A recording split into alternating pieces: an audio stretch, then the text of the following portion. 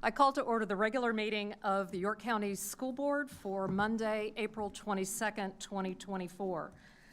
Thank you all for being here.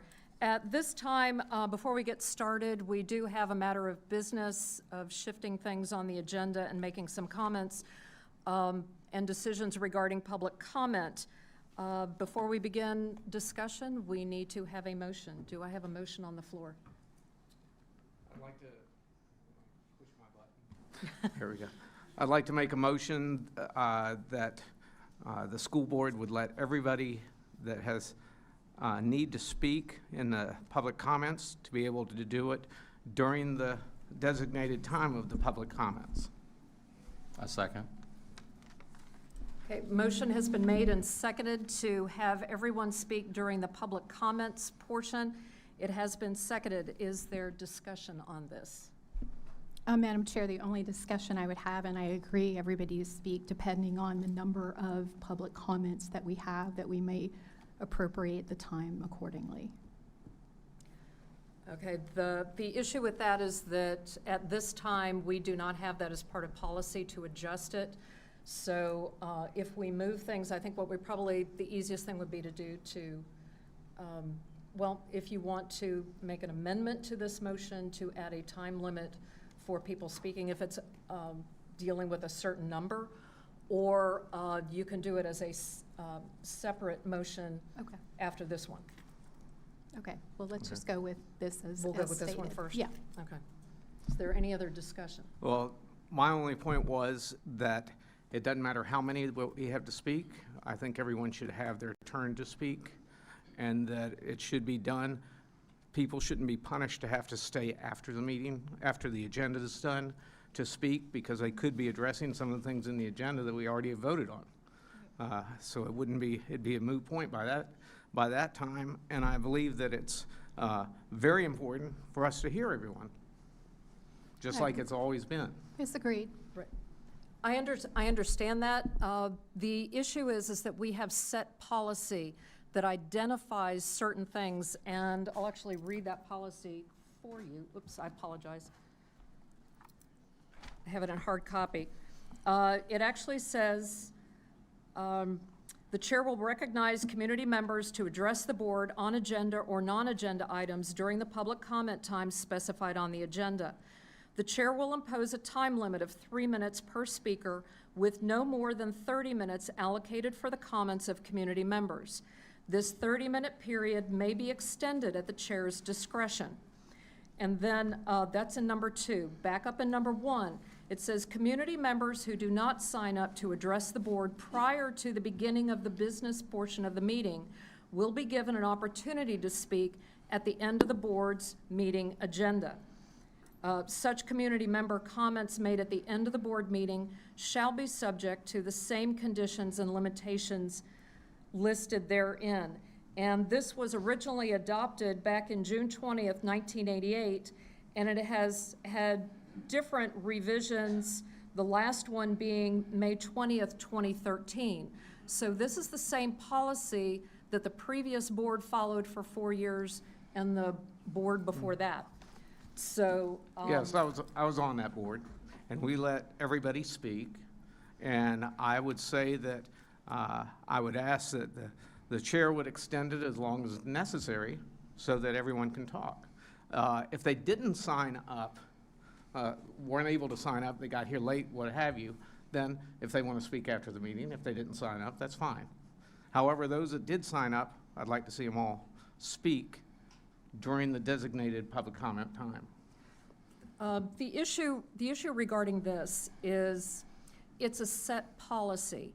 And if you said in the past you just kind of changed things as you wanted, you run into a problem with the policy. Those are the rules we're supposed to follow. Now, Mrs. Berry, if I can ask you for some advice as our board attorney. Since this is a set policy, are you advising that any of us can put forth a motion on the agenda to make an exception to our policy at any meeting? Any one of us can do this, like is looking to be done here tonight. Are you telling us that this is okay from here on out, that we can suspend policy for any meeting through a simple motion. And I know that's kind of confusing. It took me a while working this out yesterday and today. I But wanna Madam be- Chair, I'm not Hang on just a asking. minute, hang on. I just want to be clear on this. I'd like the clerk to make sure she gets this in the minutes, that any member can have a motion put on the agenda to suspend our policy or make an exception to our policy, suspending that policy, for one meeting or meetings with a simple vote. I need to know that you say we can do that at any time with a majority of the vote, that our policies can be changed with that simple action. And before you answer, I'm going to have the clerk read this back, that you are advising us that policies may be changed by any of us making a motion and then voted on. Because I want this very clear in the records, that this is permissible to suspend our policies, that any of the policies can be suspended through a simple motion generated by a board member. Could I interject something real quick, Melanie, if I may? I'm not asking to suspend any policy. All I'm saying is, it's at the discretion of the chair to extend it. And that's Actually- what I'm saying. Mr. Schaefer, actually suspending the policy is changing that policy from the discretion of the chair to the overall board making a motion. No. And so, excuse me, I'd like to hear our attorney's guidance on this. My take on that motion was for clarification, the fact that he's not asking for it to be suspended, he's asking for the board to use the discretion that's in the policy. So to me, it's not a motion to suspend the policy, it's a motion to urge the chair to use her discretion to extend the time period. You cannot change policy just with a simple vote. And I don't take that as what he's asking. Well, Madam Chair, we did that with the prayer. We voted each time for the prayer since we didn't have the policy beforehand to allow the prayer at the meeting. That was adding into the agenda. That's an agenda item. This is actually changing a policy that is giving the chair the job of doing this or giving the job of the chair to the board as an overall. And so I just want to get this straight, just because of understanding policies and getting this through. So you're overriding this policy statement that the comment period can be extended at the discretion of the board chair at any meeting. It specifically says board chair. By overriding this with a simple vote, we could end up extending this to another possible example. If we want to override the policy setting agenda format and suspend part of that, let's say someone's report, the superintendent's report is on the agenda. We could do that with a simple motion and a majority vote. Again, if the majority of the board wants to act, we can suspend policy by majority of the vote at any meeting. It has to be consistent, so today's action opens up a wide door. That's what I'm worried about. I want to clarify that this is not amending the policy for any other meetings, which would require a first and second reading, which has been the norm advised by our attorney as long as I've been on here and heard when I was just a citizen outside. But this is suspending the policy for this meeting only for just one meeting today. The concern here is this creates precedent for any future policy to be suspended at any other meeting by a simple majority vote, which then, if you can suspend policy at any time we want, or if we can suspend policy at any time we want, what does that say about policy? What does that say about the foundation of our governance based on policy? What's the point of having policies if we're going to throw them out when a majority wants to discard them? This would then be applied to any procedures that can be suspended and not done. And this is not to be against anyone speaking. This is because I'm dealing with actual written policy, where the rules and the policy following along has to follow a change order, which normally is a first reading, second reading, unless there are extenuating circumstances of an emergency like COVID was. for that. So my question, Madam Chair, would be how can we do this so that everybody gets the chance to speak tonight? But still, there's got to be a way we can still stay in line with the policy. I'm not asking to suspend policy. I'm asking for her to use her discretion to allow everyone here to speak during the normal comment time. That's what I'm asking.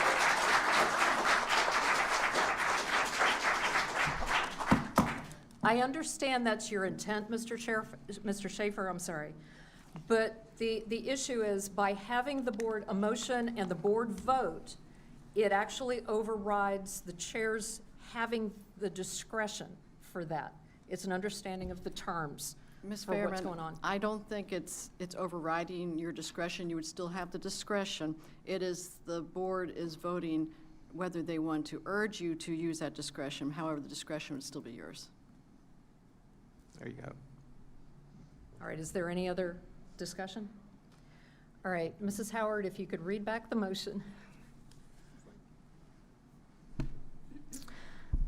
A motion was made by Mr. Schaefer and seconded by Mr. Richardson to approve the extension of the public comment period to accommodate all those wanting to speak during the designated comment section at the April 22nd, 2024 regular meeting. Mr. Schaefer, Yes. Mr. Pyavich, Yes. Mrs. Goodwin, Yes. Mr. Richardson, Yes. Mrs. Fairman. Yes. Motion passed 5-0.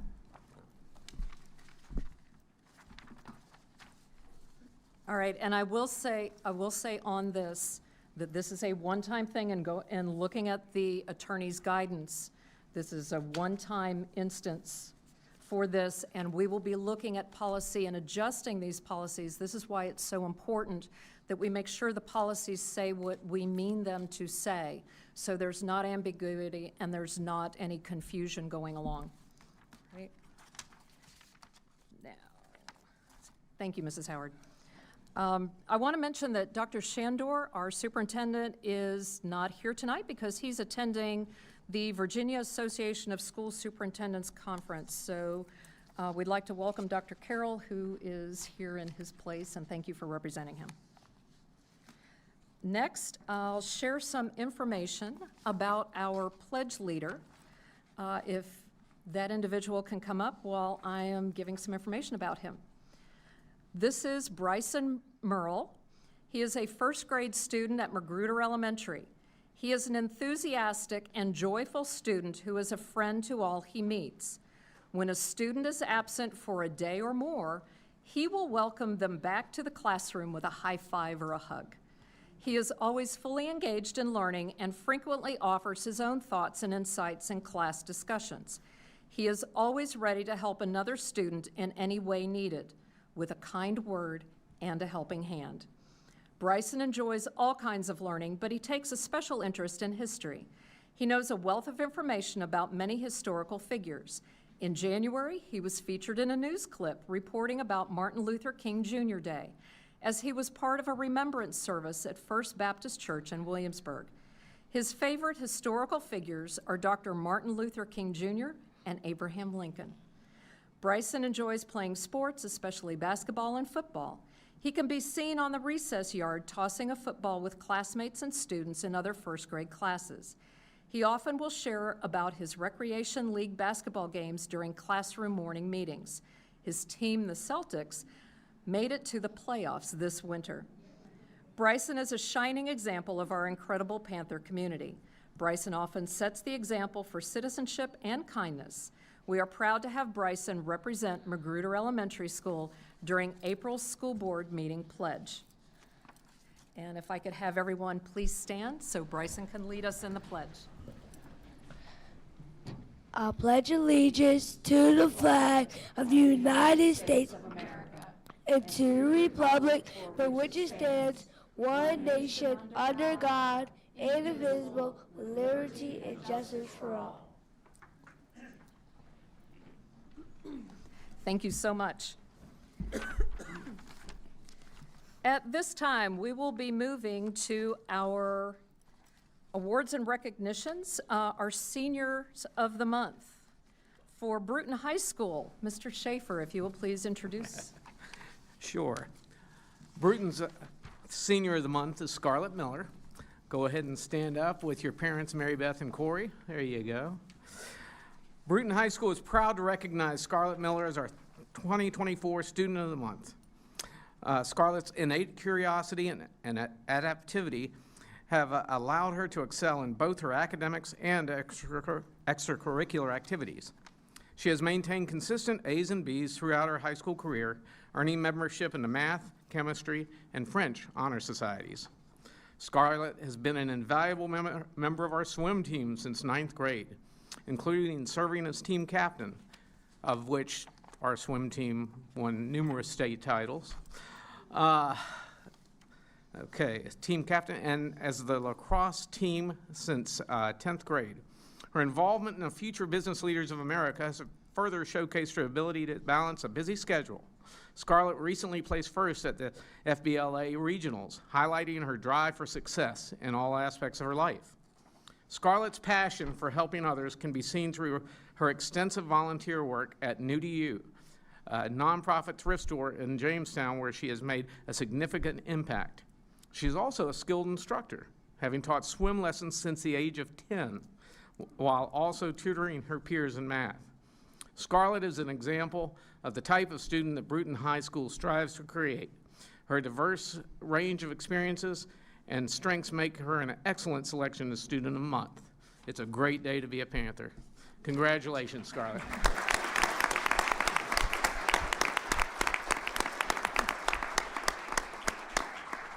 Thank you so much. Mr. Payovich, I believe you have Grafton High School's winner. I do, and I would like to invite Hannah Chan and her parents, Mr. Lin Chan and Mrs. Yunhana Chang. Stand up. We are beyond proud to nominate Hannah Chan as a Grafton Senior of the Month. During her time at Grafton, Hannah has channeled her time and efforts to become a curious, collaborative, and persevering individual who exemplifies what it means to be a Clipper. She is a hardworking student, dedicated athlete, sound leader, and selfless community servant. Academically, Hannah has worked incredibly hard to earn the salutatorian rank for her senior class with a truly outstanding GPA of 4.904. Yes. That hurts. Very good. Completing over 2 dozen honor level and AP level courses over her high school career. In addition to her academic accomplishments, she is also active in a number of diverse extracurricular opportunities. She is the captain of Grafton's debate team, earning first place in the state competition. Congratulations. Impressive.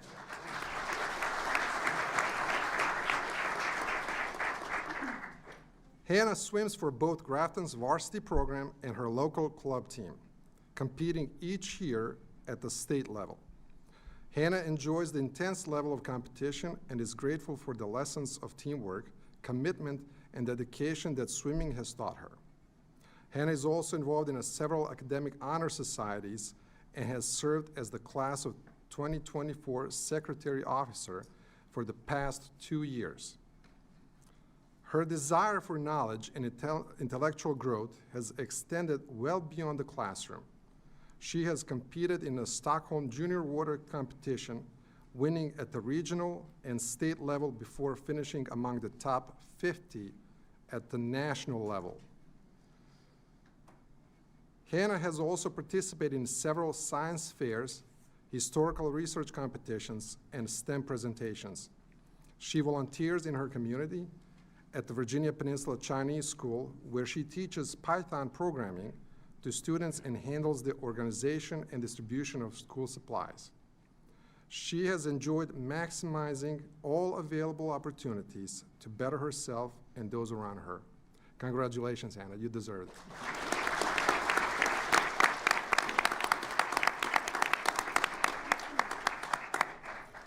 And I am pleased to introduce the winner for Tab High School. Tab High School is pleased to announce Dante Kyle as our Senior of the Month for April. With a remarkable GPA of 4.7410, Dante's commitment to learning shines through. His involvement in advanced studies, such as engineering at the Governor's School, demonstrates his passion for expanding his knowledge.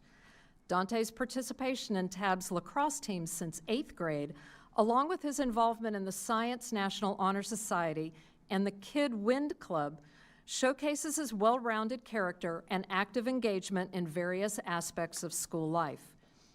Dante's achievements and activities, such as the Governor's School Science Bowl, Math Club, a NASA mentorship program, and his success in local college competitions and science endeavors, underscore his dedication to the sciences and mathematics.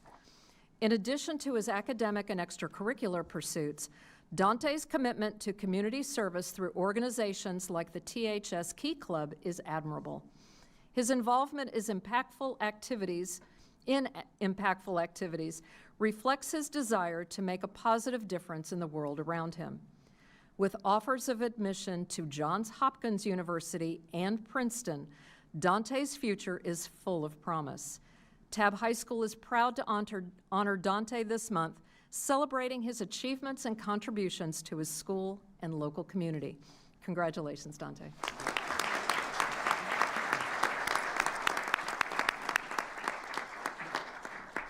Mrs. Goodwin, I believe you have York High School. Yes, I do. And I am proud to recognize the Senior of the Month for York High School, Ramsey Pittman. She's accompanied by her parents, Chris and Jody Pittman. Congratulations, Ramsey Pittman, on being named York High School Senior of the Month for April. Her dedication, kindness, and spirit shines through in everything that she does. As a leader with our school community, she has left an incredible mark serving as freshman and sophomore class historian, and later as junior and senior class vice president. Ramsey's commitment to academic excellence is evident as she ranks among the top 20% of her class and serves as vice president of Mu Alpha Theta. Beyond the classroom, Ramsey has made significant contributions through her involvement in various extracurricular activities, whether it's her leadership on the volleyball court as varsity captain or her environmental stewardship as green team historian. Ramsey's passion and drive inspire those around her. Ramsey's achievements speak volumes, from being named Region Volleyball Player of the Year to earning numerous accolades such as First Team All-State, All-District, and All-Region honors. Her dedication to community service with over 125 hours volunteered showcases her heart for others. Ramsey, your future is bright, and we are immensely proud to recognize you. We have no doubt that you will continue to soar as you embark on the next chapter of your journey. Congratulations.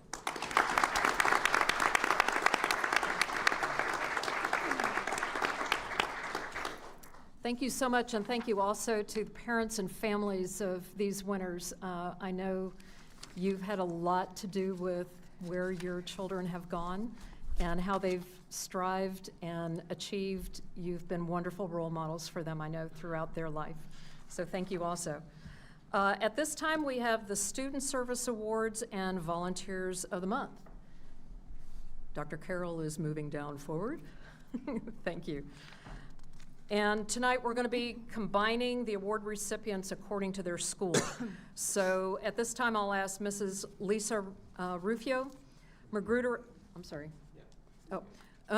Elementary Principal, to step forward and remain down front while information is shared about both the Student Service Award recipient and the Volunteer of the Month for Magruder Elementary.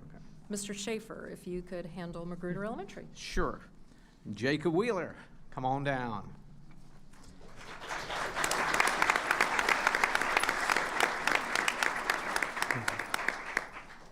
The fifth grade team at Magruder Elementary is proud to select Jacob for the Student Service Award. When considering this honor, our team considered which of our students showcases academic perseverance, peer-to-peer kindness, and extracurricular endeavors. Jacob Wheeler is a shining example of a student who goes above and beyond in these three areas daily. In the area of academic perseverance, Jacob is a student who not only completes his classwork, but is always trying out additional challenge activities during his independent station. He uses extra time in the classroom to partner with peers who need additional support, and is a wonderful peer editor to his fellow students during our writing process. Jacob truly shows what determination and dedication to academics means for Magruder Panthers. In the area of peer-to-peer kindness, Jacob is famous throughout the school for his positive interactions with staff, fellow fifth graders, and younger peers. On the playground, he is always using positive language in games, even congratulating students who get him out at the Gaga ball pit and cheering on others. This year, he has taken on the role of mentoring younger students during parent pickup. He helps line up the younger students and keeps them organized and entertained during the rush in the afternoon. He has a group of first graders who are just in awe of him, and multiple teachers have come up to tell the fifth grade team how gentle, patient, and kind he is to them. In the area of extracurricular endeavors, Jacob strives to do his best in both academic clubs and sports activities. Jacob plays both football and wrestles while balancing participating in competitions with his regular school responsibilities. Just recently, Jacob has participated in state competitions for wrestling, placing top 10 in events against students his age and older. Jacob also engages in academic teams. This year, Jacob competed and placed on our Battle of the Books team. He practiced and studied questions with classmates, teachers, and his family. Thanks to his hard work and team spirit, our team placed second in district competition. Of course, the first thing Jacob said at the end of the competition was, "Great job, everybody." We are excited to see how Jacob continues to positively impact our school community. Congratulations, Jacob.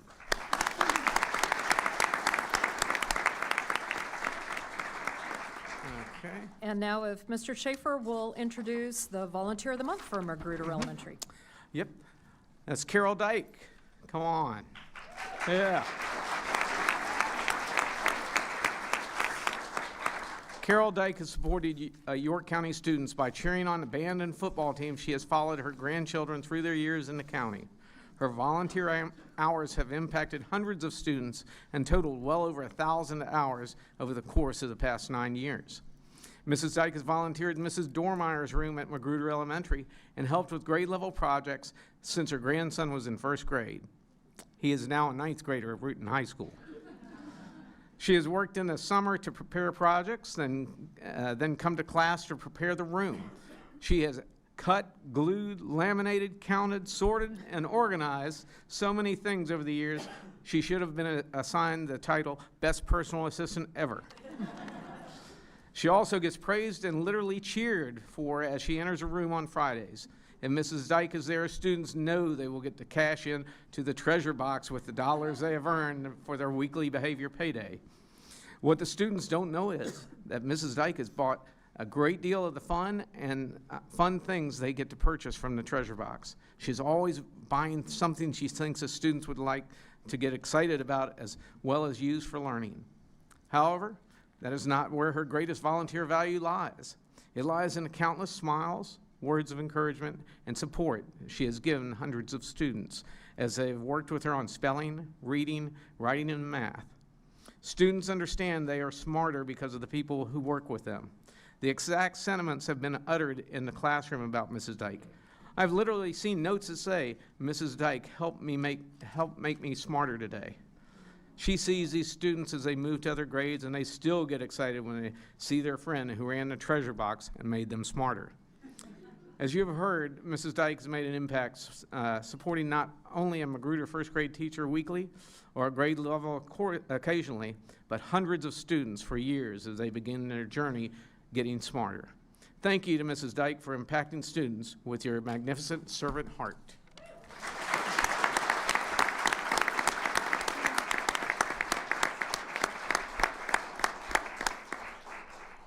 At this time, I would ask Mrs. Amor Michael, Tab Middle School Principal, to step forward, and also if you can remain down front as information is shared for the Student Service Award recipient and for the Volunteer of the Month.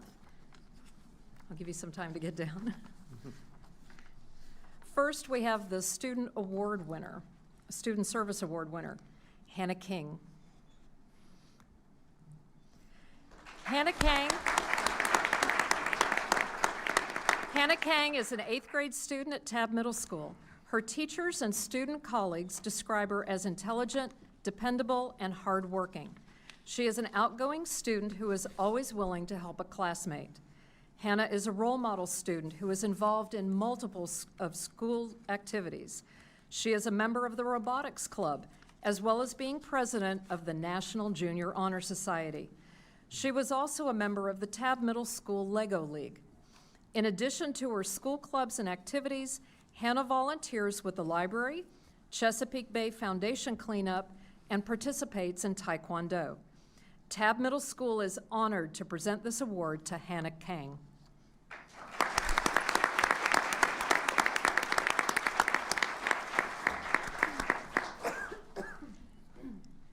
And now the volunteer of the month is Lakeisha Lawrence.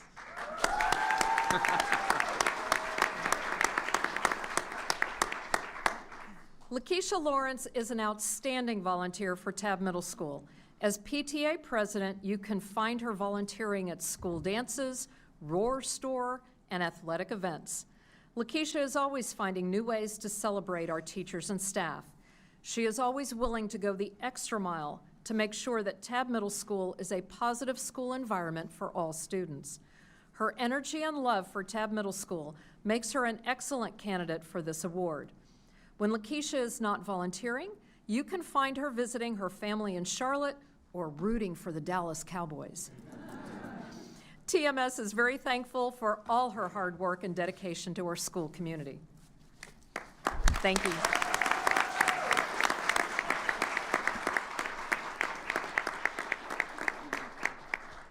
And now we're going to have our presentations by the York Foundation for Public Education. Mr. Schaefer.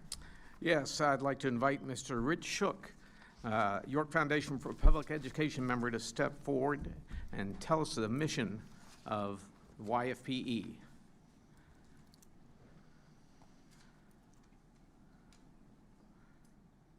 We good? Oh, that one. There you go. We're good. I'm trainable. Thank you, Madam Chair, Board. Just take a second of your time to let you know that the York Foundation for Public Education supports public education in York County by developing resources to encourage educational innovation, to promote and recognize excellence, and to address the needs of the students, faculty, and staff at the York County School Division. It's my honor to be the current president. We give out between $80,000 and $90,000 a year in grants, scholarships, and other assistance. So I love giving away money, and if teachers that can hear me will apply for our grants and students can apply for our scholarships, we can do our job. Thank you. Okay. All right. Okay. All right. Mr. Shook is going to assist Dr. Carroll in presenting gifts to each of our award recipients. Please come forward when you hear your name called. Congratulations to Bryson Morrell, a first grader from Magruder Elementary School, for reciting the Pledge of Allegiance. Thank you. We would also like to recognize tonight's Student Service Award recipients: Jacob Wheeler from Magruder Elementary School, and Hannah Kang from Tabb Middle School.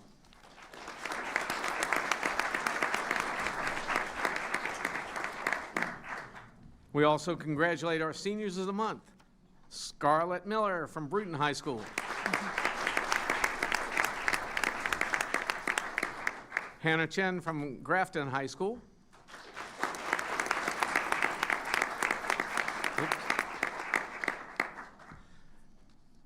Dante Keel from Tabb High School,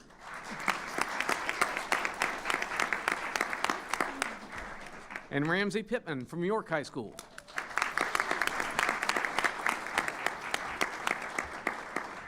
Special gifts from Cookie Text and Edible Tweet are being presented on behalf of the York Foundation for Public Education in partnership with their donor, Jean Fioca of Cookie Text and Edible Tweet. A Walmart gift card is also being donated by a foundation supporter. Join me in congratulating all our award recipients.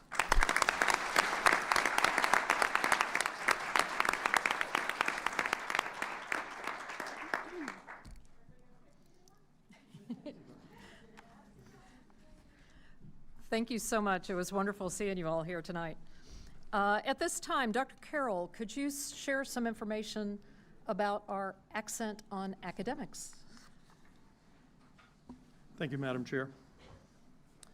This evening, York River Academy will be presenting information regarding their service learning for future-ready graduates, moving passion to action.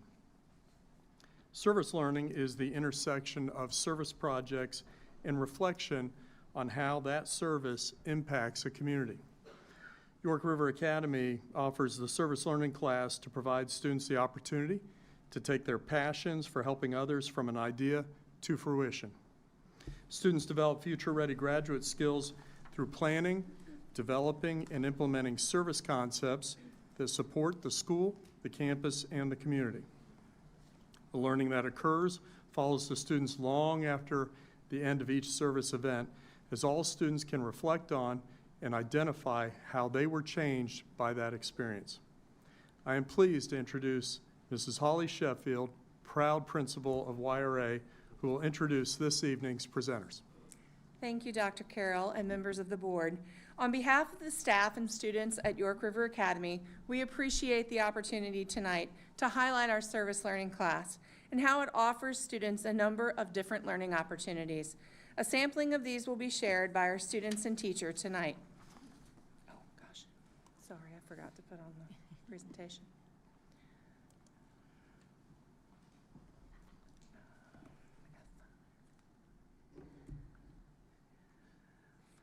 There we go. That was the first slide. Okay. The goal of service learning is to allow students a chance to take a topic they're passionate about and either individually or as a group, plan a means to support or enrich that passion. The class supports the National Youth Leadership Council and the VDOE's vision for promoting civic awareness and building future-ready graduates and citizens. It is a course that directly supports the mission and vision of YCSD as we assist students in acquiring those skills.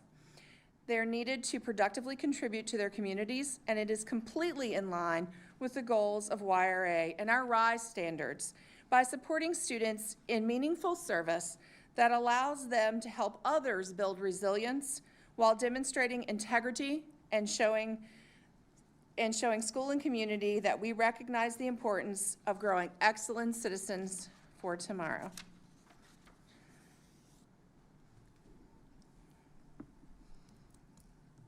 Good evening. My name is Lila, and I've been asked to share a little about our first project. The food bank was immediately a cause we could all get behind because we've all either have been or have known someone with food insecurities. We were able to find tasks that supported each student's strengths and weaknesses. We found it easy to involve all the students at YRA and hope to eventually increase service learning to include parents and families. This was 100% student planned and directed up until the drive to the food bank. In the end, we donated over 300 pounds of food. This project established our class as a working unit committed to our community. Wait, I think I messed that up, sorry. I'm also self-aware enough to know that this has made me less selfish and plan to continue with service as I go to VCU in the fall. Thank you.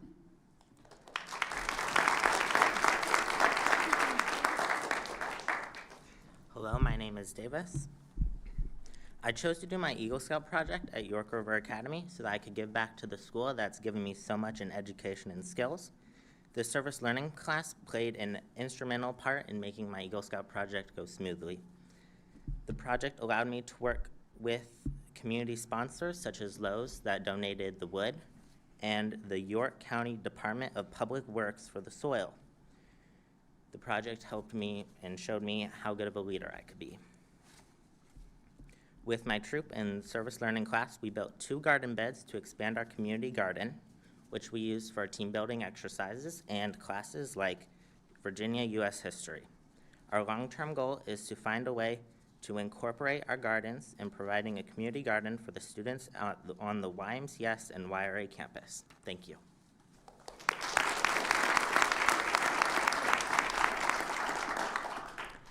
Good evening. My name is Tessa Wilzinski.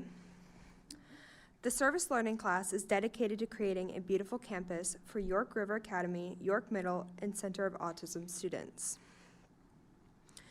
We spend part of our class time picking up trash on campus, as well as planting and tending to flowers and crops in the front flower beds and community garden. Our goal is to build pride in our campus and school. During February, Davis and I put together a Valentine's Day Candygram event to raise money for the YRA clubs and Service Learning. Overall, we collected nearly $100. Since it was at the beginning of the semester, it gave the new kids a chance to become familiar with their peers. It was a great way to welcome them into our Phoenix family. From this class, I learned that I really like helping people. It increased my empathy towards the needs of others and how capable I am of facilitating change. Thank you.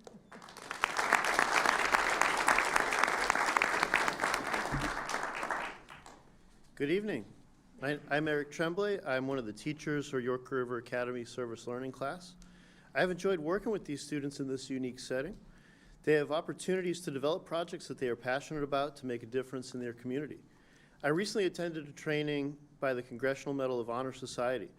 They provided character education lessons for teachers.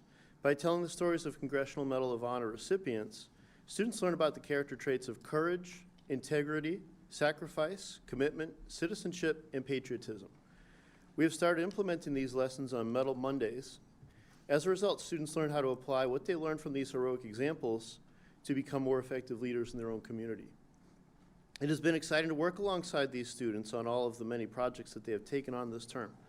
And this has become one of my favorite classes. We thank you. Is there any questions? Board, do you have anything? I would like to just say how amazing it is to see you guys care for your school and for your community. It's just mind-blowing. I don't know how many people actually know the fact that the YRA, it's a very small school with a very small number of students, and for them to pull it all together like this, it just warms my heart. Just continue doing those things. Medal of Honor, it's a trait that you're instilling in the students for the future. So Ms. Holly, don't hide behind. You're doing a really good job. So proud of you. It's just amazing what you guys did. So thank you. I'd just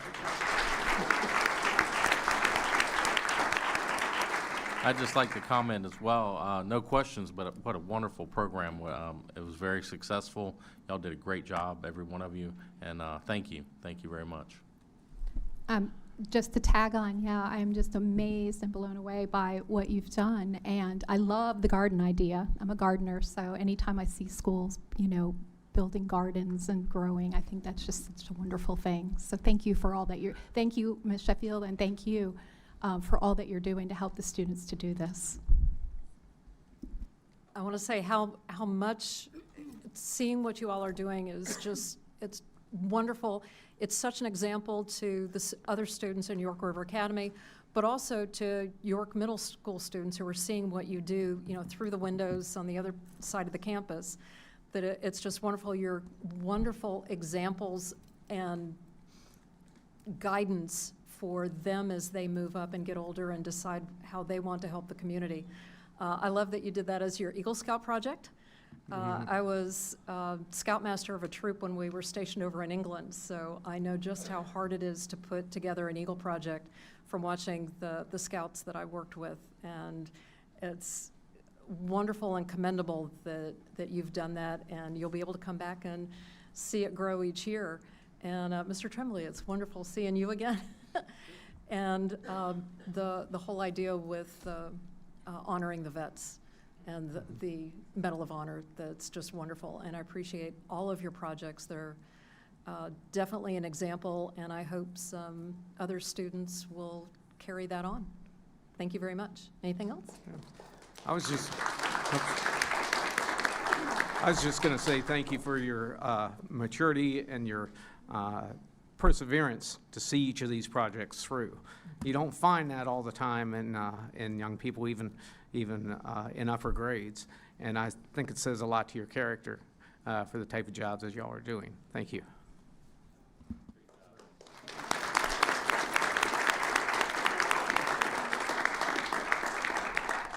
Thank you very much. At this time, the board will take a brief recess for the award winners to get pictures and so we can have a chance to meet them. We're under recess.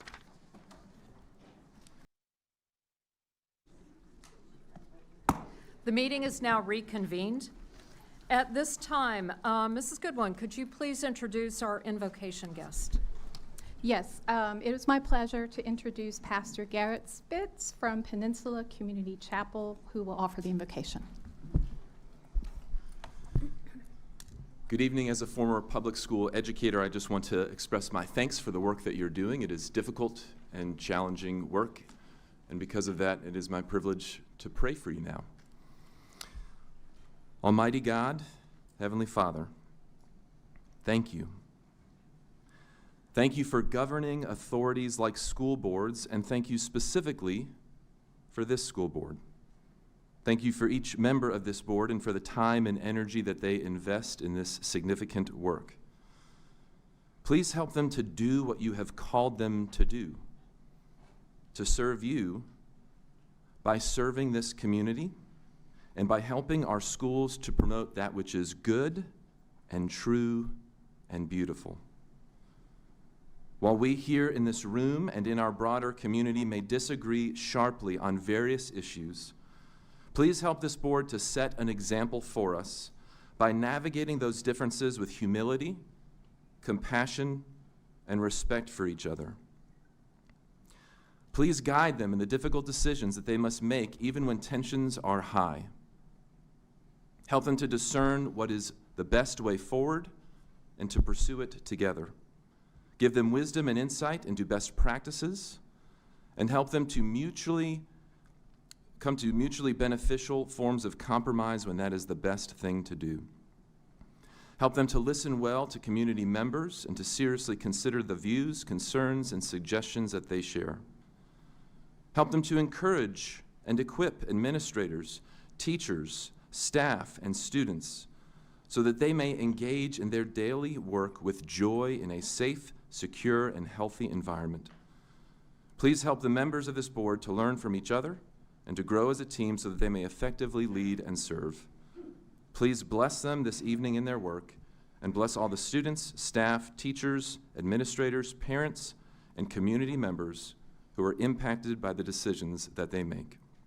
In your holy name we pray. Amen. Thank you. Thank you very much.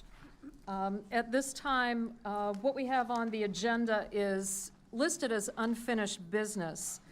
And what the chair will entertain right now is a motion to rescind a decision that was made at the last meeting regarding policy writing services, and we'll be discussing that once it is seconded. I will make a motion to rescind the vote passed at the March 25th board meeting to purchase policy writing services from both VSBA and SBMA, since the School Board Member Alliance's contract has an exclusionary clause. Do I have a second for that? Second. All right, the motion has been made by Mrs. Goodwin and seconded by Mr. Payovich to rescind the previous motion that was passed at the March 25th meeting, that we would be purchasing policy writing services from both the VSBA, that's the Virginia School Board Association, and the SBMA, that's the School Board Member Alliance. When we had the discussion at the last meeting, we knew what each one was going to be covering, we knew what their costs were, but we did not have the contract for SBMA. When we received that contract, we discovered that it had an exclusionary clause in it, that we had to choose one or the other, which meant that it negated what we had done with that particular motion. Is there any discussion from the board members? So with this amendment to the motion, can we just amend it to go with VSBA No, instead? according to Robert's rules, it's chapter 35, it's better to rescind it because you only amend something if you're going to keep most of it and just adjust something in there. That's What we're doing is rescinding the whole thing of choosing both, and then we'll have another motion to choose one or the other. Okay.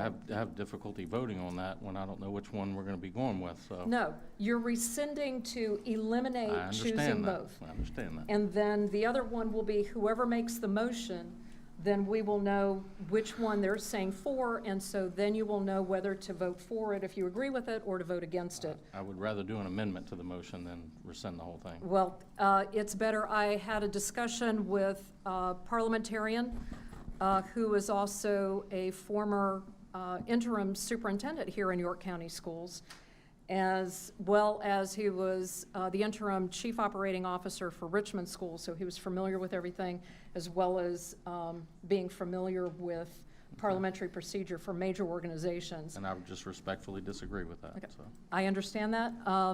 According to Robert's rules, we go with the chair, and so we'll be working on rescinding it.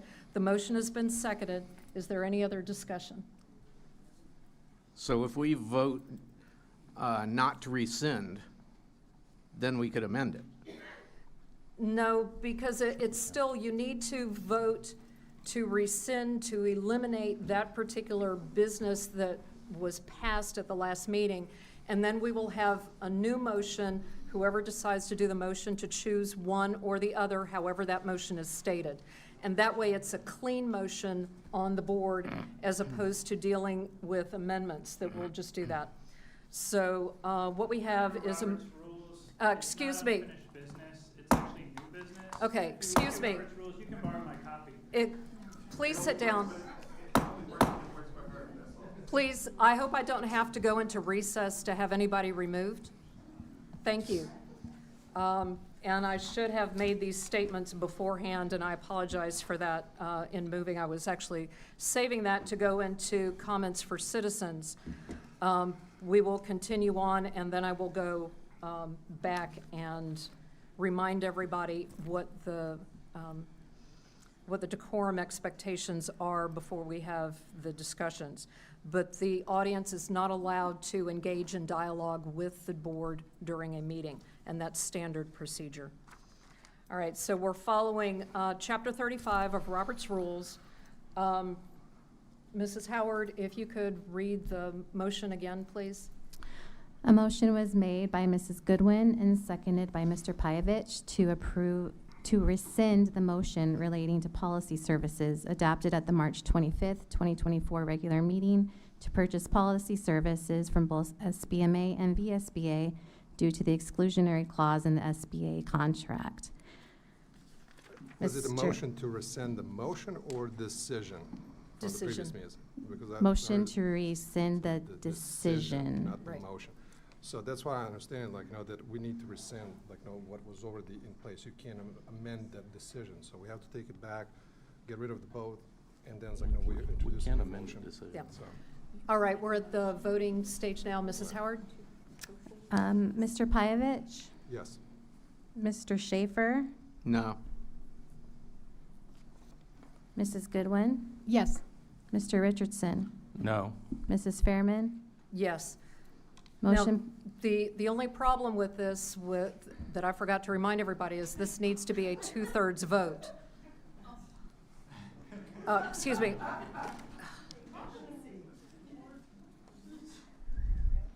Ladies and gentlemen,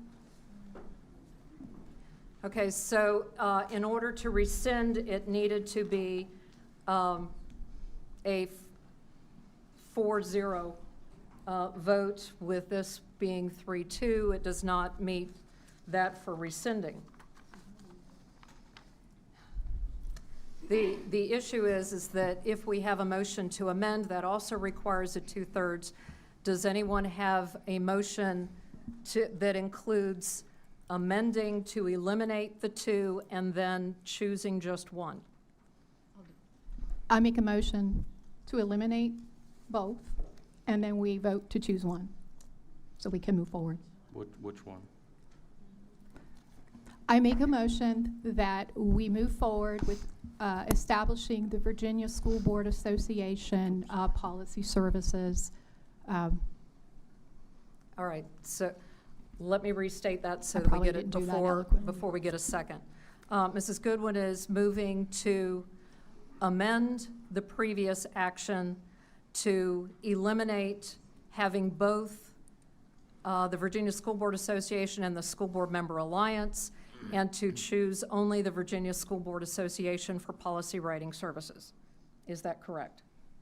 Yes, that's correct. I'll second that motion. All right, the motion has been moved and seconded. Is there any further discussion? All right, Mrs. Howard. A motion has been made by Mrs. Goodwin and seconded by Mr. Richardson to amend the previous action to eliminate both the SBMA and VSBA's policy services and move to use just the VSBA policy services. Yes, thank you. Mr. Richardson, Yes. Mr. Schaefer, Yes. Mr. Pyavich, Yes. Mrs. Goodwin, Yes. Mrs. Fairman. No. The motion passed 4-1.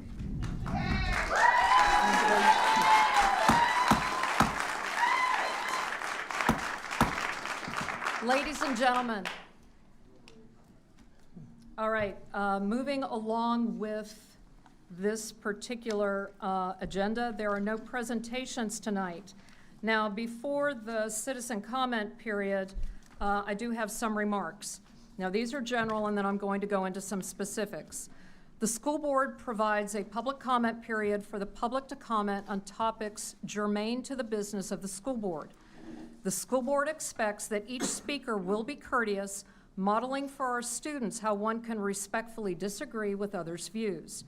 We ask that speakers address their comments to the entire school board and not to one individual board member, nor to the superintendent, a staff member, or the audience. However, you can do that. It is your right according to the law. Speakers will present their comments from the podium.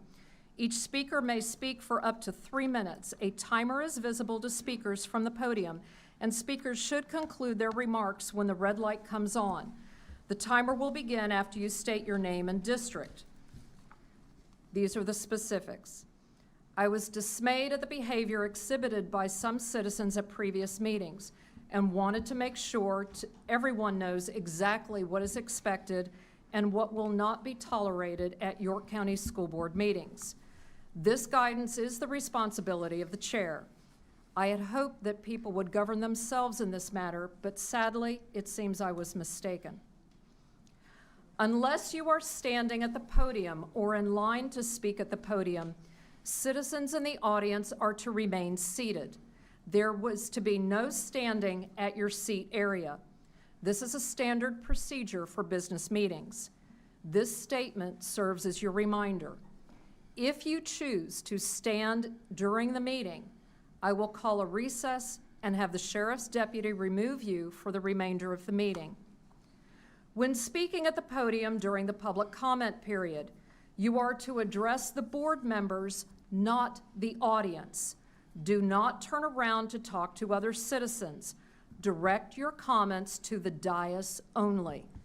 If you continue to address the audience after a reminder from me to address the board only, your time will immediately end and you are to return to your seat. The audience is not allowed to speak during the meeting outside of their citizen comment time at the podium. This statement serves as your reminder. If you choose to speak or shout out from your seat, I will immediately call a recess and have the sheriff's deputy remove you for the remainder of the meeting. You are not to address a speaker at the podium. If that speaker forgets and turns to address the audience instead of the board, the chair will remind them once to address the board and follow the above direction. You are not to shout out comments, complaints, questions, or arguments from your seat. Because applauding prevents others from hearing speakers' comments and takes up valuable time, there is to be no applauding or cheering. This is not a new expectation, as previous school board chairs have gavelled down applause. This statement serves as your reminder. I understand that this sometimes can be difficult to remember when you agree with a speaker. Please monitor yourself.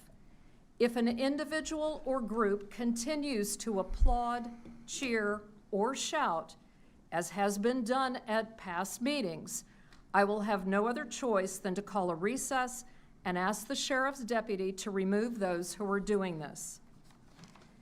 It is sad that I have to address this behavior issue so specifically tonight. Unfortunately, what has been seen here in the past is what has appeared on video from many college campuses across the country. Our past school board chairs have not tolerated it. Neither will I. No matter what your degree, position, or title, thank you for being good examples for our students. Now, regarding the part of the policy that gives the chair the discretion, I was planning tonight to extend it an hour, and seeing how many have signed up, we have 23, and 23 times 3 minutes is just a hair over an hour. We will be going through everyone who has signed up. But please remember, the time that it takes for applause, cheers, things like that, that I've said please don't do, that eats into that time. Please be respectful of who's speaking and not shout or do anything over top of their words. We all would like to hear them, as well as the people who are listening online or listening to the recording later. What I'm going to do is I will call the first, probably the first 10, I don't know if there's enough room there, maybe the first 8, if you could line up in order, that will help. Let me see, make sure I'm following this right.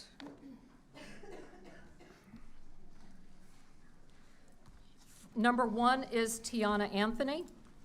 And if I mispronounce your name, I sincerely apologize. It's not on purpose. Number 2, Barbara Haywood. Number 3, Danny Teets, or is it Tights? Teets, thank you. Number 4, Gary Porter. Number 5, Danielle Francis. Number 6, Pam Pouchot. Number 7, Nariel Living. Number 8, Tammy Deerberger. Let's see, hang on just a minute. Let me organize these things here. Oops. Okay, it should only be those first 8 lined up. Are the staff members able to stand with me today? They're not speaking. You're taking up a lot of space. They really need to be seated down. What they can do is if they agree, they can raise their hand so we know that they agree with what you're saying. Thank you. I appreciate that. At this time, I now open the public participation for comments from citizens. Thank you. Ms. Tiana Anthony. Good evening, members of the school board. My name is Tiana Anthony, and I serve as the principal of Grafton Middle School. I'm joined today in the room by my 2 assistant principals, Mrs. Ashley McLemore and Christine Swanson. Also, my colleagues from Tabb Middle School are here with me, and there are several members of the Grafton school community to include employees and families, and I thank everyone for joining me tonight. I've been a part of the Grafton community for 5 years, and today I'm here seeking clarification on the guidance I should give my staff regarding their interactions with the school board members. Traditionally, it has been our practice within the York County School Division to encourage communication between our staff, our school board members, our superintendent, and our division staff. This practice has been essential in fostering collaboration and ensuring all of our voices are heard in the decision-making processes. However, recently, one of my teachers unintentionally made a school board member feel harassed through email correspondence. These emails were subsequently subject to the Freedom of Information Act and were released on the internet. I have reviewed the emails, and while they contained several questions, they were not unprofessional in nature. The teacher in question is Mr. Todd Hoagland, a special education teacher and a parent of the York County School Division student. Todd works diligently to meet the needs of the students and has established good relationships with parents of students and his coworkers. He embodies the qualities of a good special education teacher. Todd is dedicated and deeply committed to the success and well-being of his students, going above and beyond to ensure they receive the support they need to thrive. He demonstrates compassion and empathy and understanding towards his students, recognizing and valuing their individual strengths and challenges. And finally, Todd collaborates effectively with other educators, parents, and support staff to create comprehensive plans that address each of the students' unique needs. In light of this situation, I am seeking guidance on the practices of communication that we should share with our staff and our community. I want to ensure that we support the school board while maintaining open lines of communication with our stakeholders. I regularly face community members with concerns, and I thought it was our practice to hear frustrations, ensure that people feel supported, and make considerations and adjustments to include all parties in the decisions and our practices. I want all stakeholders to feel valued and heard and supported. Thank you for your consideration and your attention in this matter, and I look forward to your guidance moving forward. Madam Chair, may I make a comment to that? Yes, you may. Okay. I know it's not typical that we make comments from the dais, because if we do that, then we get into this dialogue that we try to avoid. But I do want to make a comment. I thank you for that. And let me address that. Yes, there was an email that I sent to our board attorney asking guidance. And what you probably don't have from that FOIA request, whoever requested it, is the follow-up email from the next day dated March 29th that said that I am not going to pursue that because I don't want it to be perceived as retaliatory. So, and you can verify that if you FOIA March 29th, and you'll see that I sent that because of that. I did not want it to be perceived as retaliatory.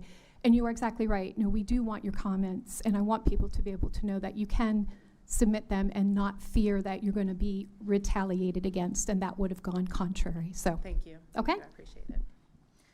Thank you very much. And I just want to remind everybody, when they come up, please say your name and the York County District, or if you're from another city, mention that also. Barbara Haywood. Madam Chair, board members, Dr. Carroll, my name is Barbara Haywood, and I reside in the Bruton District.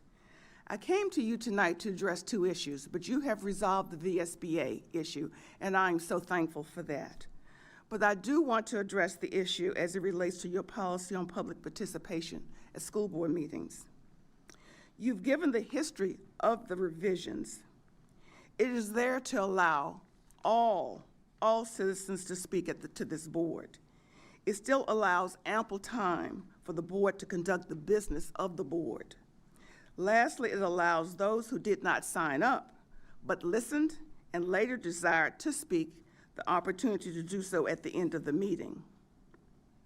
The most important statement in that policy is at the chairman's discretion. The problem and confusion is your inconsistency in your interpretation of this policy. It is not a policy change. Again, it relates to the chairman's discretion. The intent of the policy is to allow public comment, not to take away someone's freedom of having the opportunity to speak. Please stop changing the interpretation of this policy to suit your needs.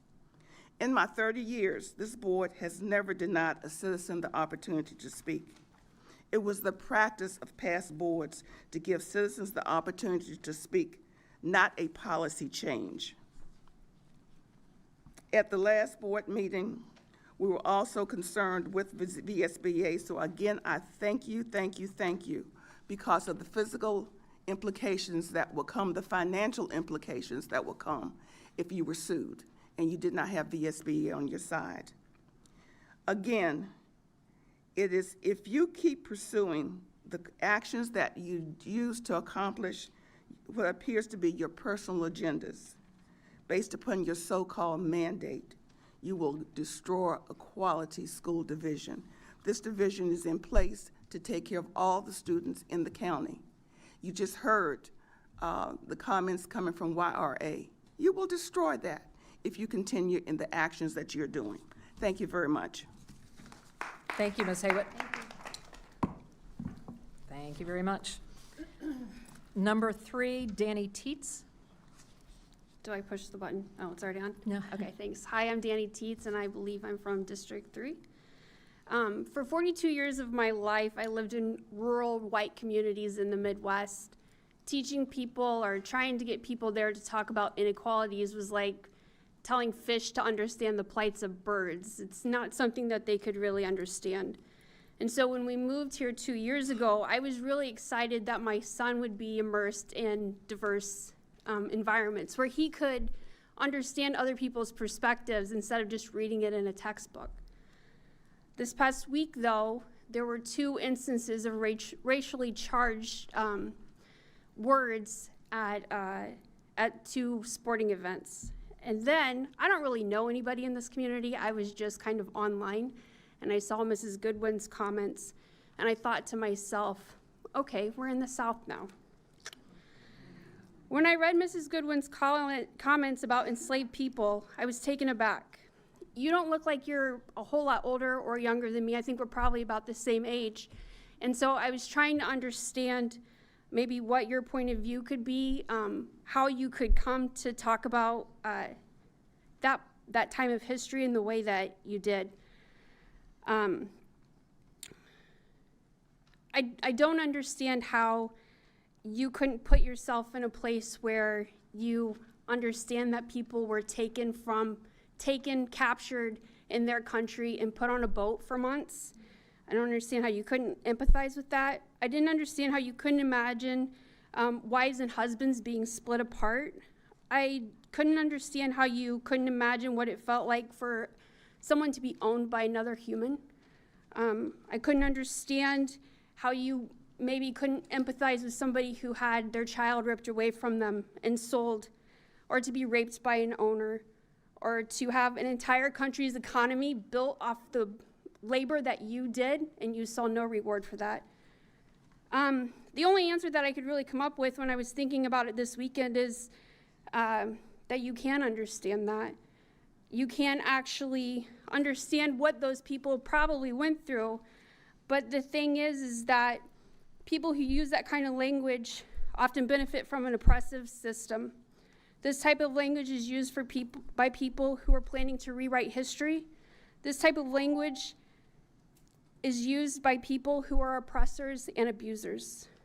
I'm glad that my 3 children are now old enough that they don't have to be subject to the types of changes that your board wants to make. I came here tonight because I cannot believe that these comments were made by someone who has the power to make decisions over children. I implore you to read memoirs written by slaves, to watch a movie, to talk to your constituents, and to really take on and think about how the things that you say and do impact the kids that you represent.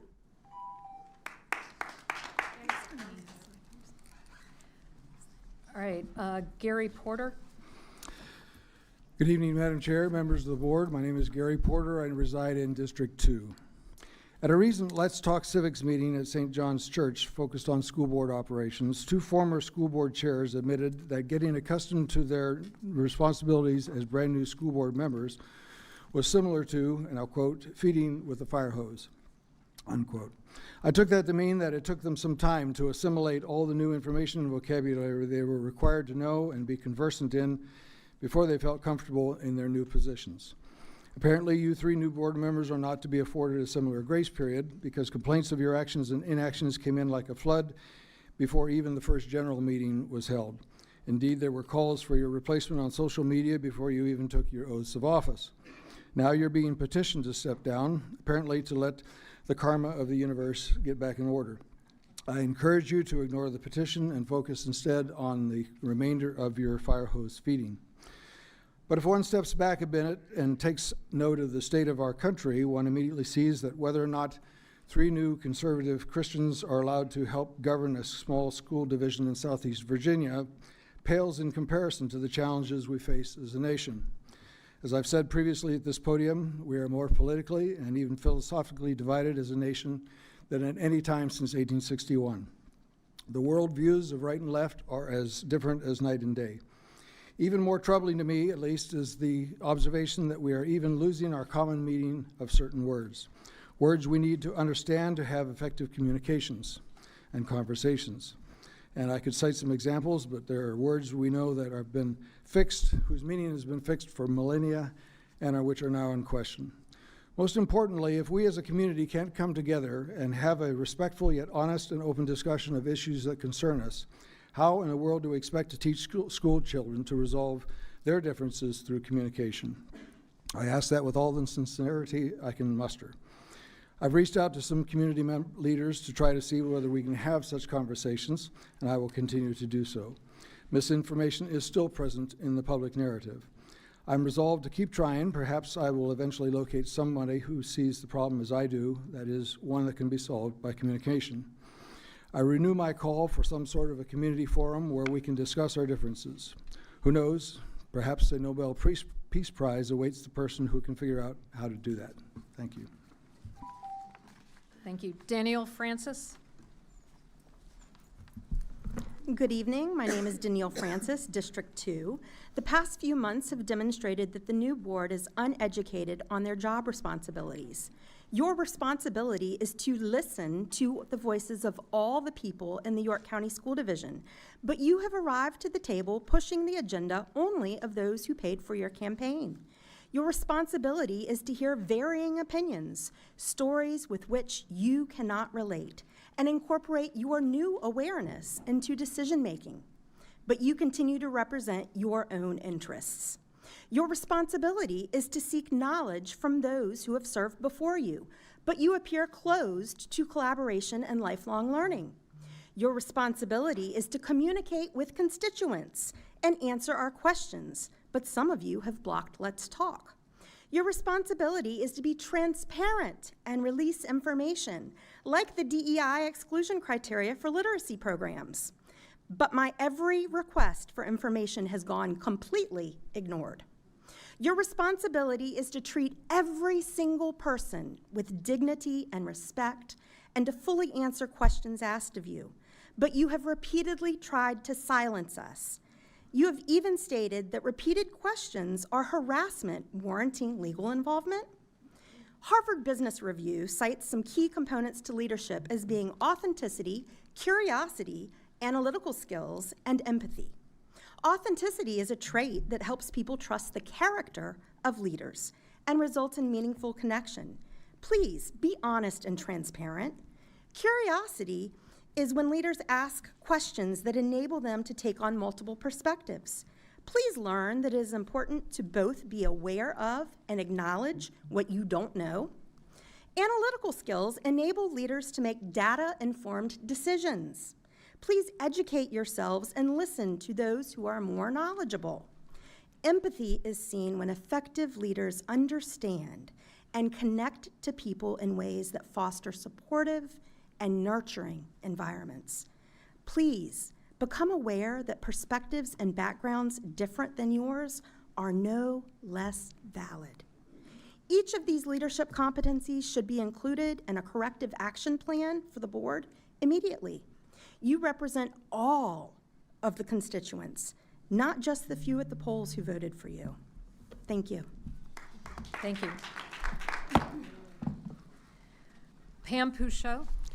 My name is Pam Pouchot, and I'm not afraid to say I live at 103 Kimberly Court, Yorktown, District 4.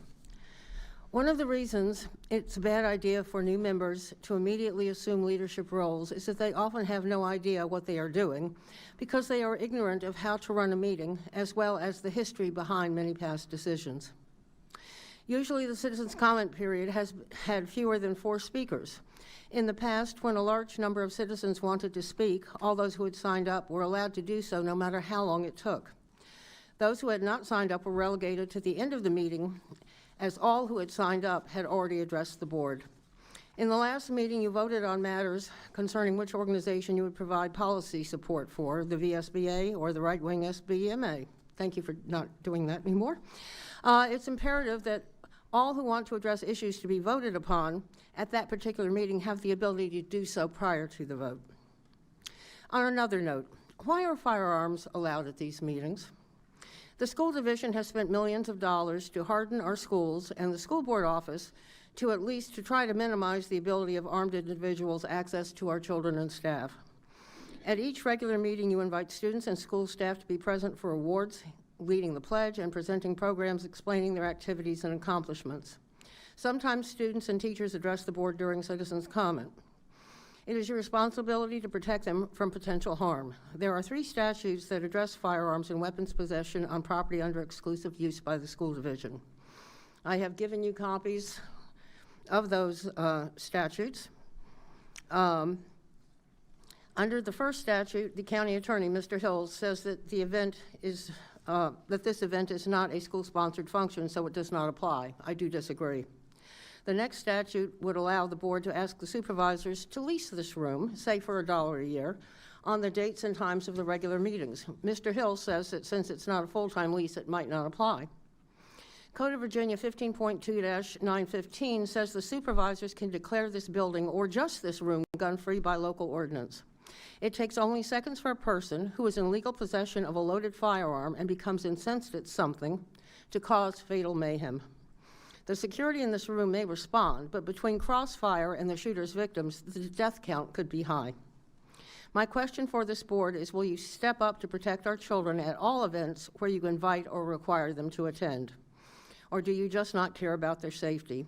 You have already expressed concern about retribution for citizens speaking at meetings so that they do not reveal their home addresses. Demand the supervisors enact an ordinance to make this room gun-free. For those who say it could never happen here, should talk to parents of dead school children where it did happen. Step up and do what is right. Protect our students and staff. And I also want to make a comment.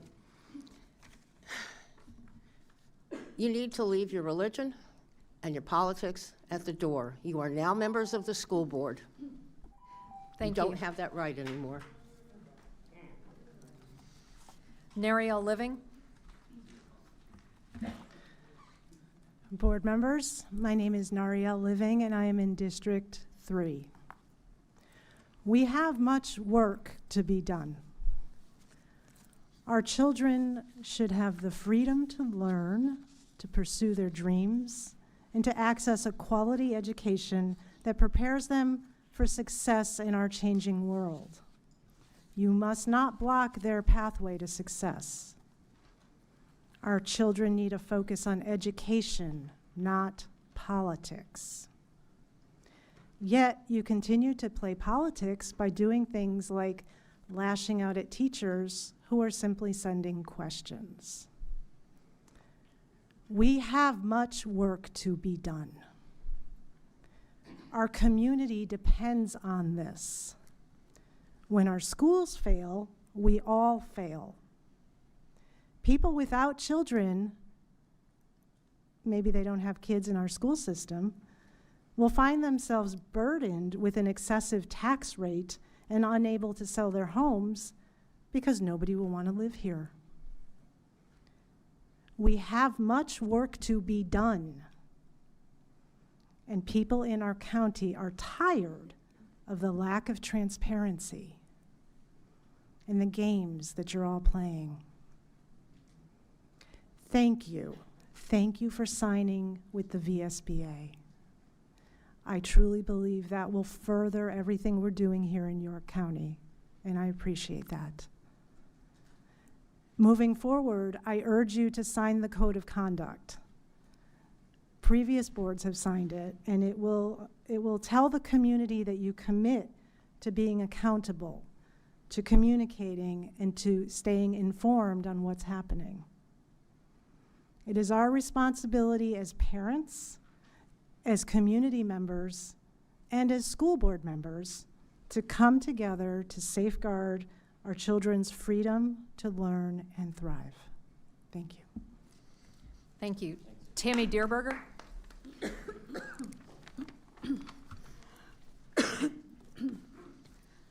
Good evening, Madam Chair, members of the board. My name is Tammy Deerberger. I reside in District 2. During the past 4 school board meetings, I've heard claims that the work environment of the York County teachers has become toxic. There have also been claims made that the York County School District is losing or may lose teachers due to the work environment.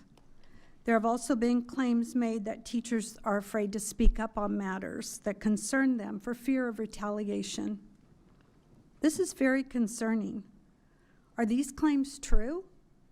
If so, why? And who is actually responsible for the work environment in our schools? The following question was asked of Dr. Shandor by the Williamsburg Yorktown Daily and posted today online. this is a question, what is your job title and description? I quote, I am responsible for the direction, leadership, and coordination of students and staff in their efforts to reach educational priorities adopted by the school board. As the division's chief executive officer, the school board has entrusted me with the full authority for the day-to-day administrative management of all financial, operational, instructional, and human resource matters. In accordance with policy, this means the school board expects me to provide leadership in decision-making, communication, planning, organization, implementing, and evaluating educational programs, and developing and maintaining close working relationships and channels of communication within the school system and community. Based on his quote, the work environment in our schools rests on the shoulders of Dr. Shandor and his leadership. School board members, since you have entrusted Dr. Shandor with this very important job, I urge you to take these claims of a toxic work environment seriously.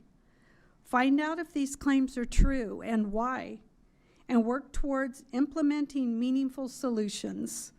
Our teachers deserve healthy work environments, and our students deserve the best education possible. Thank you.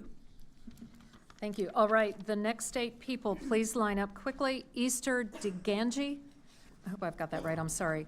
Carrie Chi, Mabel Brockman, Jennifer Haddock Schatz, Deb Wesley, Dr. Alan Kennedy, Brett Higginbotham, Aaron Massignan.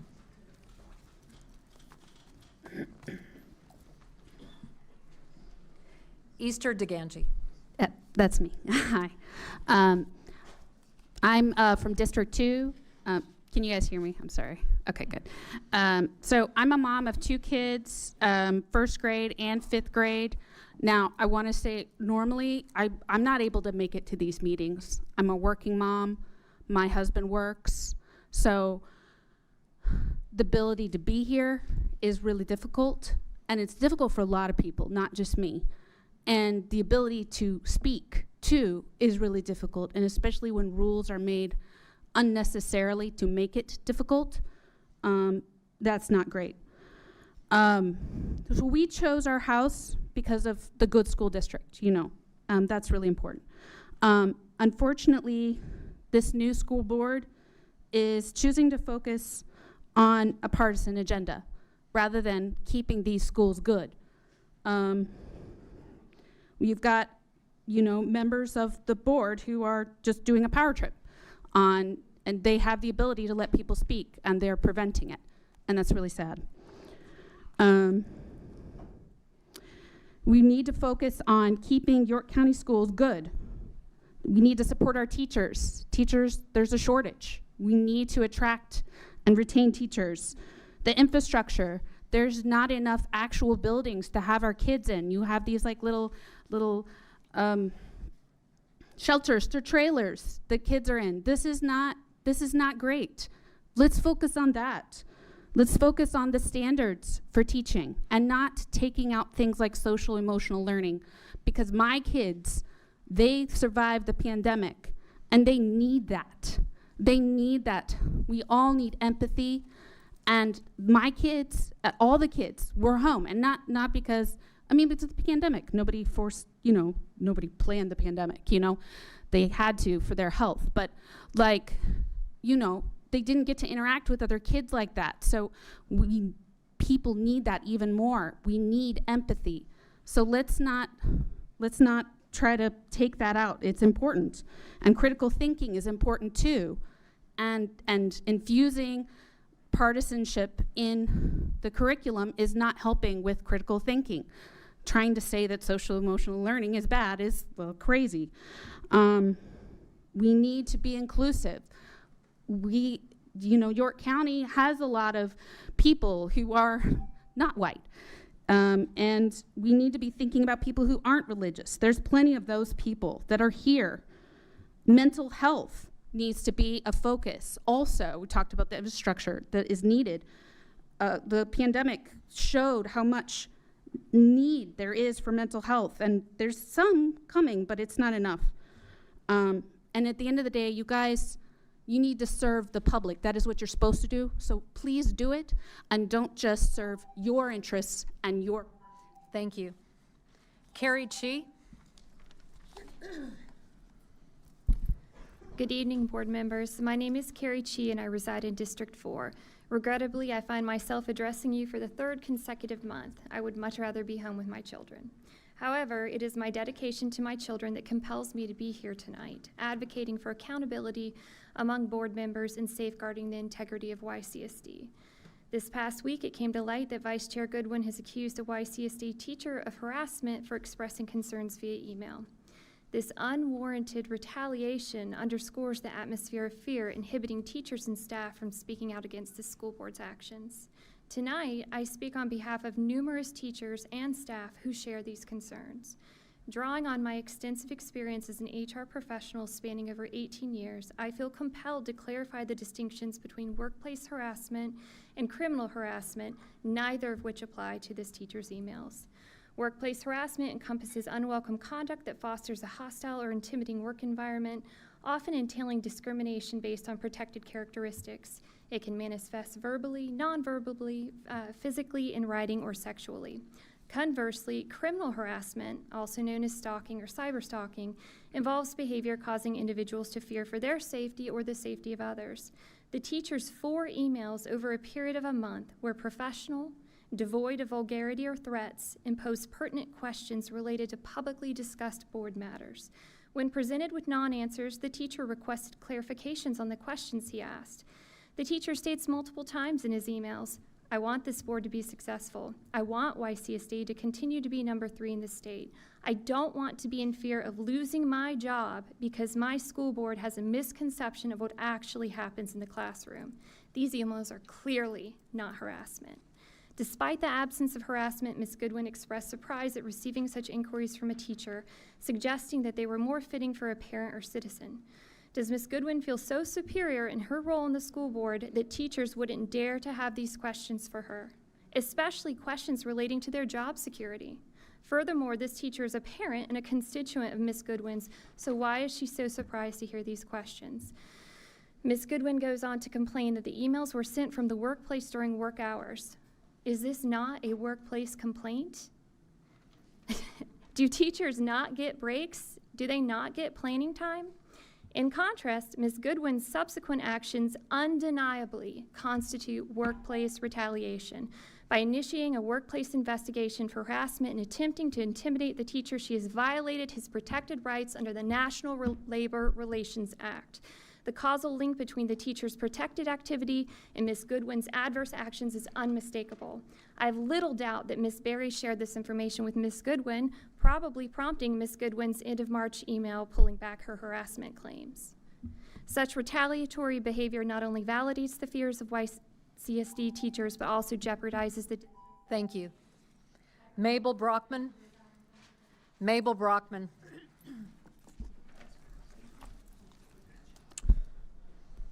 Good evening, ladies and gentlemen of the board. My name is Mabel Brockman, and I'm a resident of District 5. I'm here today to talk to you about some concerns I have over the actions taken here over the last couple of months. I'm not a teacher or an administrator, of course, but I have been a student of York County schools for 7 years, which is half my life. In the last few meetings, this board has had an astounding amount of time spent on unimportant, trivial matters with no impact on my education nor the education of any one of my peers.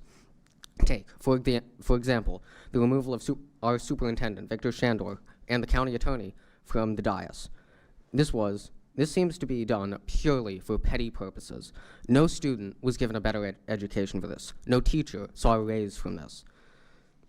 Absolutely nobody, besides a few select members of this board perhaps, gained anything from this change. This is especially unreasonable, in my opinion, because it is evident that the work Superintendent Shandor has done over the last decade has helped the division, navigating us through a pandemic, a school catching on fire, an ongoing drug crisis. The list goes on. And throughout He's done an excellent job keeping our schools great. Last year, every single one of our division SOL pass rates was at least 12% higher than the state average. This is a shining example of the success our division has faced, or has had in the past, despite the challenges we have faced. Why throw that away? Why not focus on keeping our extracurriculars funded? Why instead focus on petty, unnecessary interpersonal drama? I implore you all to please stop focusing on these frivolous issues and to focus on what matters, the students and the teachers of York County. Thank you for your time. Thank you. Jennifer Haddock-Schatz.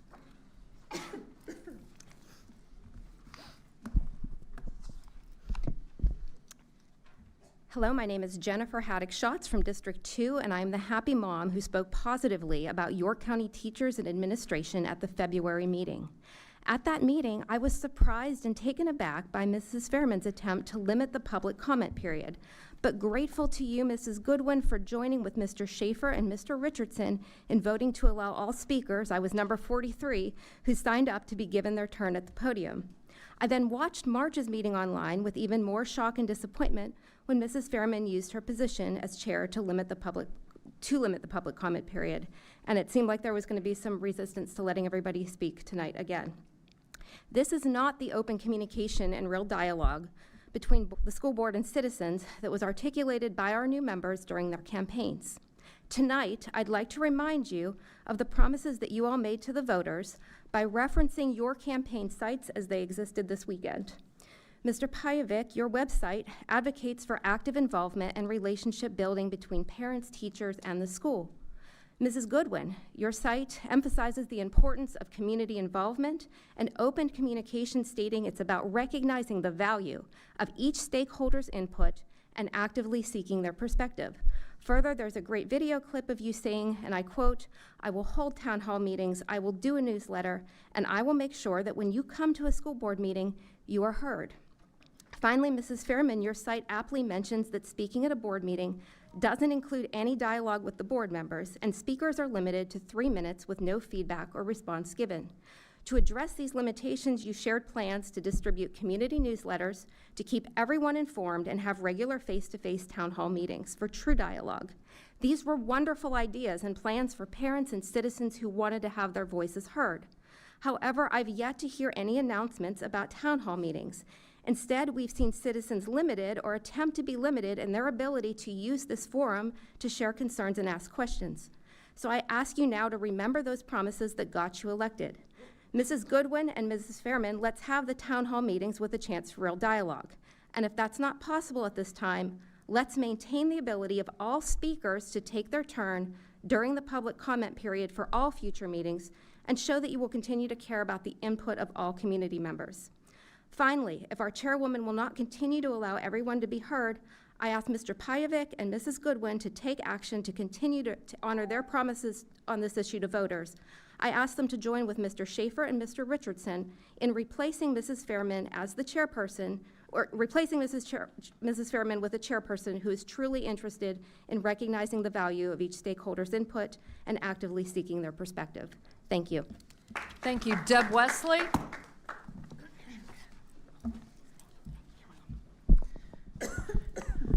Good evening, school board members and Dr. Carroll. My name is Deb Wesley and I live in District 4. I am a parent, educator, and president of the York Education Association. Last week I sent you an email asking you to consider revising the public comment policy.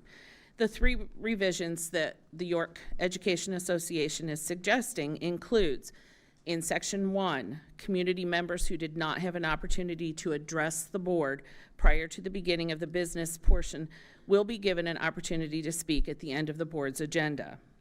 Number 2, based on the number of speakers signed up, the chair could impose a 2-minute time limit. And the 30-minute period, number 3, the 30-minute period may be extended at the chair's discretion or by a motion by a board member. Our rationale in these is that every stakeholder should be allowed to speak and share their thoughts, concerns, and questions with the board in a public forum. If stakeholders take the time to plan comments and attend the meetings, they should be permitted to address the board. The decision to extend the public comment time should be an entire board decision, and each member should have a vote in extending that time period. In addition, allowing citizens to speak on a policy set to be voted upon prior to that vote would allow all citizens to feel as they have a voice and express support for a yes or a no vote from the board. I am not sure where that would fit into the current policy, but if you truly believe in transparency and parental rights, then please make revisions to this policy so that all voices can be heard. And thank you for your time and consideration of these suggestions. Thank you. Dr. Alan Kennedy? Thank you. I'm Alan Kennedy in District 1, and I'm also an attorney, unlike anyone at the School Board Member Alliance. So I just wanted to make that clear because one of the board members, the chair, Linda Fairman, voted tonight to go with a right-wing organization, the School Board Member Alliance, the SBMA, that has no lawyers. No lawyers. The vice chair, Kimberly Goodwin, I saw the emails. You threatened to initiate legal action for harassment against a teacher who simply asked you to apologize for your comments on social media that enslaved people, you were not sure that enslaved people were unhappy because you were not there. So last meeting, I gave each of you a copy of the 1619 project. So tonight I'd like to revisit that to make sure you did your reading for tonight. Could you turn to page 104, which talks about slave patrols, and particularly talks about how patrollers enforced slave codes and routinely broke into the homes of enslaved people, aggressively searching them in their quarters and subjecting women to sexual violence. Everywhere, the pattern was the same. White people enslaved, raped, terrorized, and murdered black people, mostly for profit and also to enforce a rigid racial hierarchy in which they maintain both status and power. So, Vice Chair Goodwin, are you ready to apologize and renounce your comments that you're not sure that enslaved people were unhappy because you weren't there? Are you willing to apologize tonight? And your policy, your own policy says that you may engage, although you apparently think that it's only okay for you to engage when you're defending, when you're trying to explain why you threatened a teacher with a lawsuit for simply asking this question. Are you ready, Vice Chair Goodwin, to apologize to the community for your racist comments? I have 42 seconds. And your own policy allows you to respond, Vice Chair Goodwin? I made my comments in a statement, I believe, in February. I addressed that in a statement from the dais in February. I would like to thank Mr. Schaefer. I would like to thank Mr. Richardson for, at the last meeting, asking Vice Chair Goodwin to apologize for her comments and for renouncing obviously racist comments. This is not okay. Thank you. Thank you. Brett Higginbotham?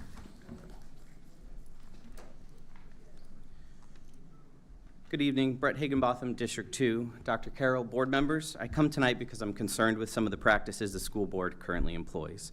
Purpose of a school board is to work together to make decisions that are in the best interest of all students and families in York County. I fully understand that any decision that's made will come with supporters and detractors, but the behavior of school board members before, during, and after meetings is not fitting of the office in which you are all elected. During discussions, board members and Dr. Shandor are continually cut off mid-sentence, not permitted to continue sharing their thoughts. These are the thoughts that are a combination of their professional knowledge while preparing for a meeting and sharing the thoughts of constituents who have reached out to them. And by silencing board members, you silence the constituents, the people you took an oath to represent. You've had 4 months to find proof of the claims many of you spoke of during the election: widespread indoctrination, uncontrolled spending, teachers using inappropriate books and teaching inappropriate topics, just to name a few. If these were true, where's the proof? You wanted to take politics out of the classroom while simultaneously running on a platform full of political buzzwords and inflammatory rhetoric intended to spark anger and fear for those who are not fully informed. You've started an invocation process for board meetings, of which you have been told may be unconstitutional. The purpose of the invocation, and I quote, is to add solemnity to the meetings as the school board engages in issues that affect York County residents.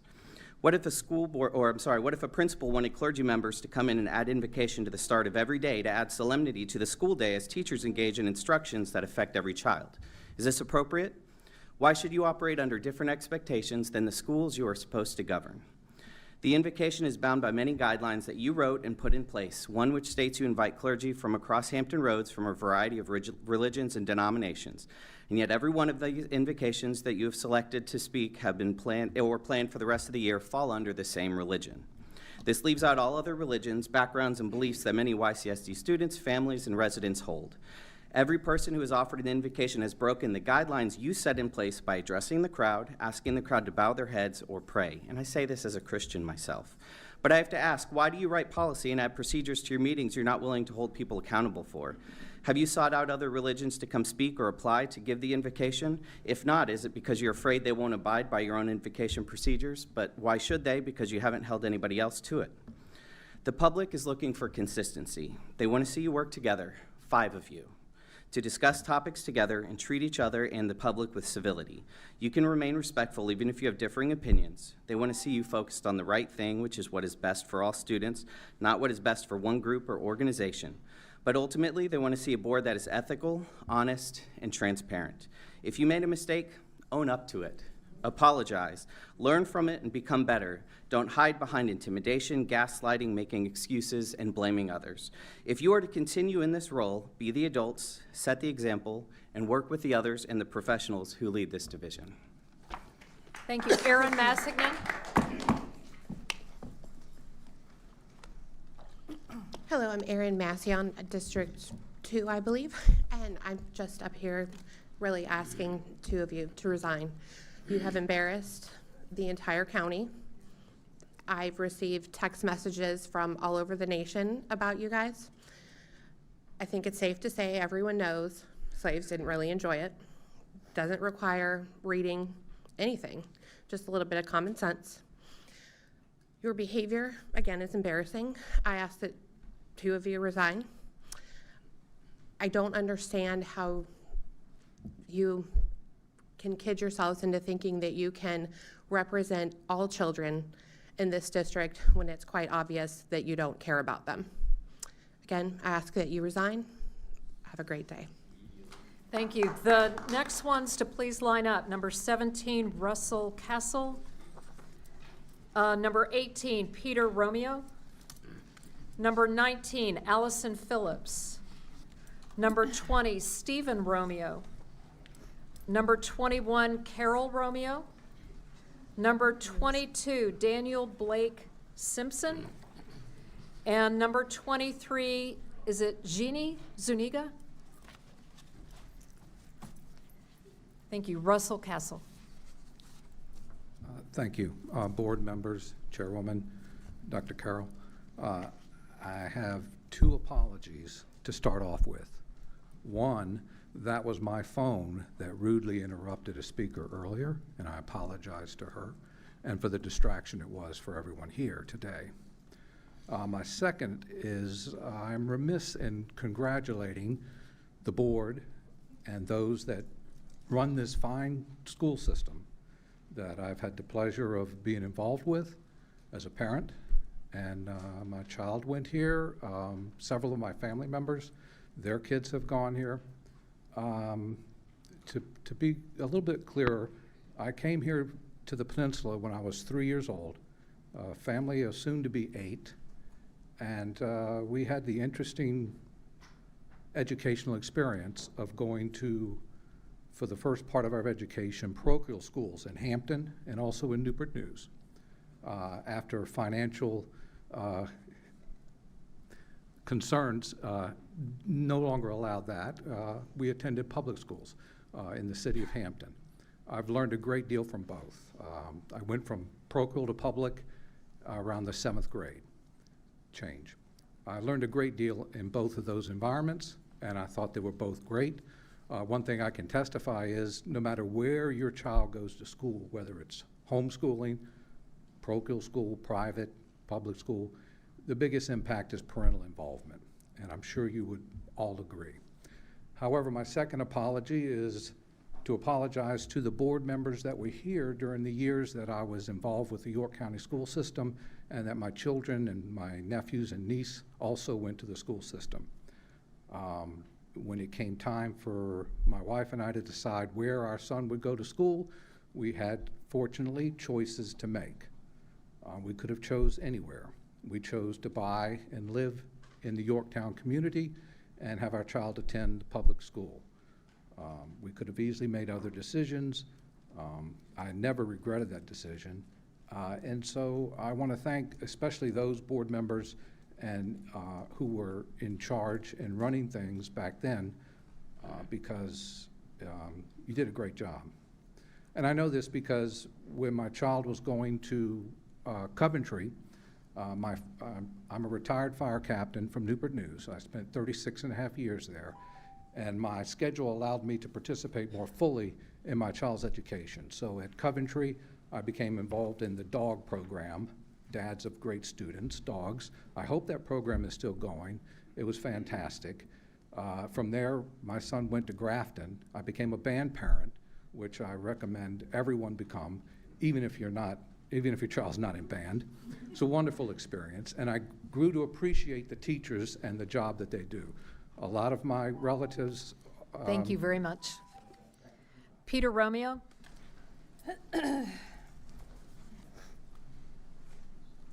Good evening, Madam Chair, members of the board, Dr. Carroll. Pete Romeo. Your name and your district, please. Pete Romeo, District 3. Thank you. We heard some talk about inflammatory language. We certainly heard some of that tonight. We heard a lot of anecdotal information. Some may be substantive, some not. It seems to me that there's an awful lot that we have more in common that separates us. So if we can all imagine that, or acknowledge that change is hard, right? Change is hard. And the expectation for anybody new to the game to be able to hit the ground running may be just a little bit presumptive. I would have expected that those board members with a little bit more tenure, and you asked that we don't use names, so I won't, but they know who they are, would have been a little bit more accommodating, a little bit more team playing, a little bit more mentoring than has been demonstrated. For me, I will tell you that I appreciate each and every one of you on the board. It's not an easy job, I get that. But I think everybody on either side of this issue needs to remember that nobody's here to do harm. So I would ask that we continue to work together, get the job done, and work as a team. Thanks. Thank you. Thank you. And I would like to remind the audience, please no talking when people are speaking. There is a group over here. I really don't want to ask to have you leave, but if you continue talking, I will. Are we allowed to stand up to let people in and out? Yes, you may. Thank you. Allison Phillips. Hello, can you hear me? Yeah. Okay, hi. My name's Allison Phillips, and I'm from District 5. And I am here tonight to request that our new members please stop silencing our citizens' voices and then justifying your actions by believing that they're not a representation compared to, and I quote, thousands who voted for you. We are not just a dozen upset citizens. You did not win the election because you are a reflection of your district's citizens. You won, and this is a slice of humble pie for all of us, because of complacency and because certain individuals, including a local pastor who has done an invocation here, pushed politics into this past election.